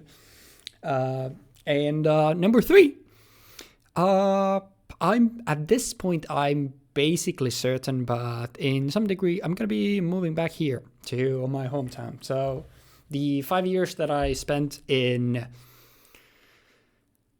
at this point, actually, I've certainly mentioned it. And in Jyväskylä is like they been cool, but like it's ultimately like it's a fun city. It's a neat city. I like where I live, like because everything is close. But ultimately, it's still like after having talked to people on my employment at a school, like I've been told many times that there are a lot of like actually opportunities for substitutions, and in general, like obviously there when it's like every single half a year, like new teachers are going to be graduating, it's a lot harder to actually find a job there. And ultimately, like, well, this doesn't really matter, but also like the very brief dating period that I had with my girlfriend as well, like I've ended things with her as well. We just didn't vibe together, so it's no big deal. But I like basically at this point, because I'm done with my studies there, and now I don't even have like a person that would kind of be like tying me there. There's not really a reason for me to be there when it's like, okay, my family's here, a lot of my friends are closer here, especially like when like they're gonna potentially, some of them are also gonna move in a way where they would be way closer than if I lived here, than if I live in Jyväskylä. My family is here. I visit basically once a month. That's another expense if I'm living somewhere else. Like there's basically no reason for me to stay there, and there's a good chance that actually my godfather and godmother are have an apartment that would be something that they've been like working on now. It would be like from but I'm of everything like fixed up basically at the end of February, and I could then rent that. That would be pretty neat. So the timing also aligns pretty well. So that's something that I've been thinking about, and I think like it's almost surely going to happen at this point. So that's something that I'm looking forward to, and I think it's going to be neat to move back here and live here again next year. So I think that would be my third thing. Okay, that's so. Yeah. I think that's a pretty good like set overall. Like I think life-changing things such as moving absolutely like should be on here. Like as I mentioned, for me, like going to studies is already that. So yeah. I don't really have those kinds of plans myself. I'm not intending on moving. I hope, because like, dude, I don't want to change apartments. This apartment is perfect for me. Yeah. It's kind of you know. I guess there is one thing that has been like gnawing at me. It only got an honorable mention, and it's in this image itself, right? It's on here. Chocobo's Dungeon 2, right, is a game that made me think about like Mr. Dungeon games is actually like cool games. They're like Pokemon Mr. Dungeon and other similar like games. Games like that have never really clicked with me, but it really did with Chocobo's Dungeon 2. And I kinda would like to make an isometric dungeon crawler game of some kind in the vein of a Mr. Dungeon game. I would like to at least figure that out, and I would hope that I can put that on here. That's also, in fact, one of the electives that you can pick. That's cool. Oh, nice. So I can combine that with that, and it's gonna be useful. It's actually gonna like turn out to be good for my studies as well. Which I technically already have some stuff that could be used for that, but that's not gonna be. It's like 7 years old at this point, or 8 years old at this point, so it doesn't really count. And there's none that are like complete products other than those. Outside of that, it's also like there's stuff like I would like for obviously more FF14 stuff to be on here. I would like to continue playing Final Fantasy 14. I would like to spend more time with the gamers that are currently on there. I would like to I would hope that we get to do the next tier. I don't know if it's going to be on the 3x3, even if we do. I would hope that we get to do the next tier completely blind. I would hope that we get to do the next ultimate that comes out, and I would hope that we manage to finish through and get all 23 weapons that we're aiming for, which is 23 clears. And so on. Like, generally just, I would hope for a lot of things that are on here to stay on here and continue being parts of my life, and I would hope for some of these games, for example, to turn into things that I've also made. maybe not next year. Maybe putting my own thing there would be egotistical in some, or narcissistic in some regards. But I feel like just the idea of finally being able to put something that I've made and talk about something that I've made out there would be fantastic. That is such So. a like Finnish way to think about something. It's like you're proud of having made something. It's like, no, putting this here would be egotistical instead of like, Yeah. I'm proud of this. That's such a like Finnish mindset to have. Dude, it's just how it is, you know. When I think of putting a thing that I have put effort into on a thing of like, this is the best things that I've done this year, for me it's like, dude, I can't put something that I've made on here. Oh, fuck that. That's- I grinded my ass off for 5 years to graduate. I'm putting that shit on the list and being like, bro, I fucking did that shit. I did that shit in 5 years. A lot.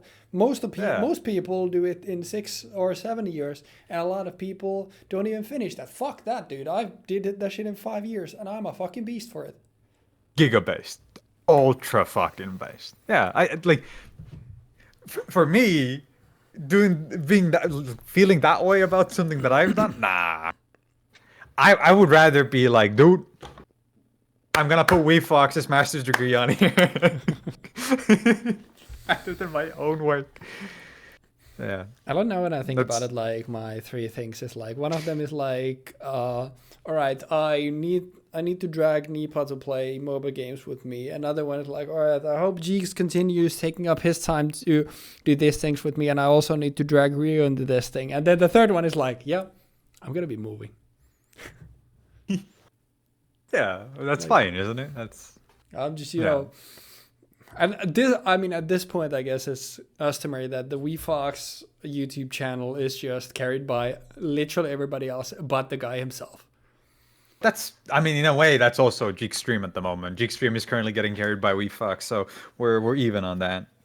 Like, I get so much free content out of just being like, okay, guys, we're gonna make a Yu-Gi-Oh deck because I have no fucking clue what I'm gonna do. Okay, guys, we're gonna be playing Pokemon. Okay, guys, it's been 5 hours and we're still doing the podcast, guys. I'm sorry, guys, we're still doing the podcast.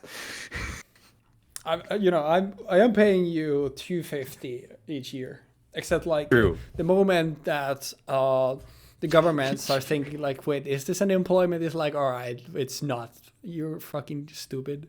It's obviously a joke, but for the sake of the bit, it is an employment. For the sake of the bit. Yeah, and Genshin. Yeah, Genshin too. Genshin is also on the meme thing, by the way. It's mostly here as a representation of stream chat, yapping shit, and also just playing it and having something to talk about with people as a whole. What was the time? Oh no, you don't use categories. I was gonna say like, dude, the Twitch recap at like the streamer mode, and then like seeing categories on your stream would have been really funny if you actually used categories. Twitch recap 2025. Let's pull this up. Streamer, and then hour streamed, total streams. Wow, and then it's just chatting, Genshin Impact, FF14, FF11, and Disillusion ST. I'm surprised Void Stranger isn't on here, but then again, I played like most of it off stream. Fair. So, yeah, nice. You know, I mean, that's glitchy about carrying the emo game. That's about it. Like all wanted to say, we did manage to get to over 3 hours. So W, I think. W. What was last year? I want to say last year was all like, cause like the 2:30 or something. Yeah, sounds about. Wait, right. I had it open here. Yeah, 327. Yeah, because the install segment was literally over a year, so about the same. But I don't really have anything to add, and as you can probably tell from my voice, I'm at my wit's end. So anything you want to add before I end the recording? Thank you, everybody, for hanging out for the last year. Hopefully you had some good times. Hopefully you didn't completely mold at the fact that I absolutely misplayed in a billion situations in Pokemon and other games. Hopefully Weebfox actually cucking me while playing Heroes was entertaining to you, because it was not for me. It hurt. It would hurt quite a lot. Now, we will continue doing this dumbassery next year. So thank you, and we will see you next time. Thank you for watching. tune into twitch.tv/Jeexx to see exclusive content as well as the stuff, basically 90% of the stuff that gets put on this channel weeks early. And this is where I would say that enjoy your next year, but by the time you're seeing this on YouTube, it is already 2026. So hopefully this year will treat you all well. So thank you so very much for watching. Thanks for sticking with it. And hopefully there's a lot more to come this year. Enjoy the rest of your day, and we'll see you next time.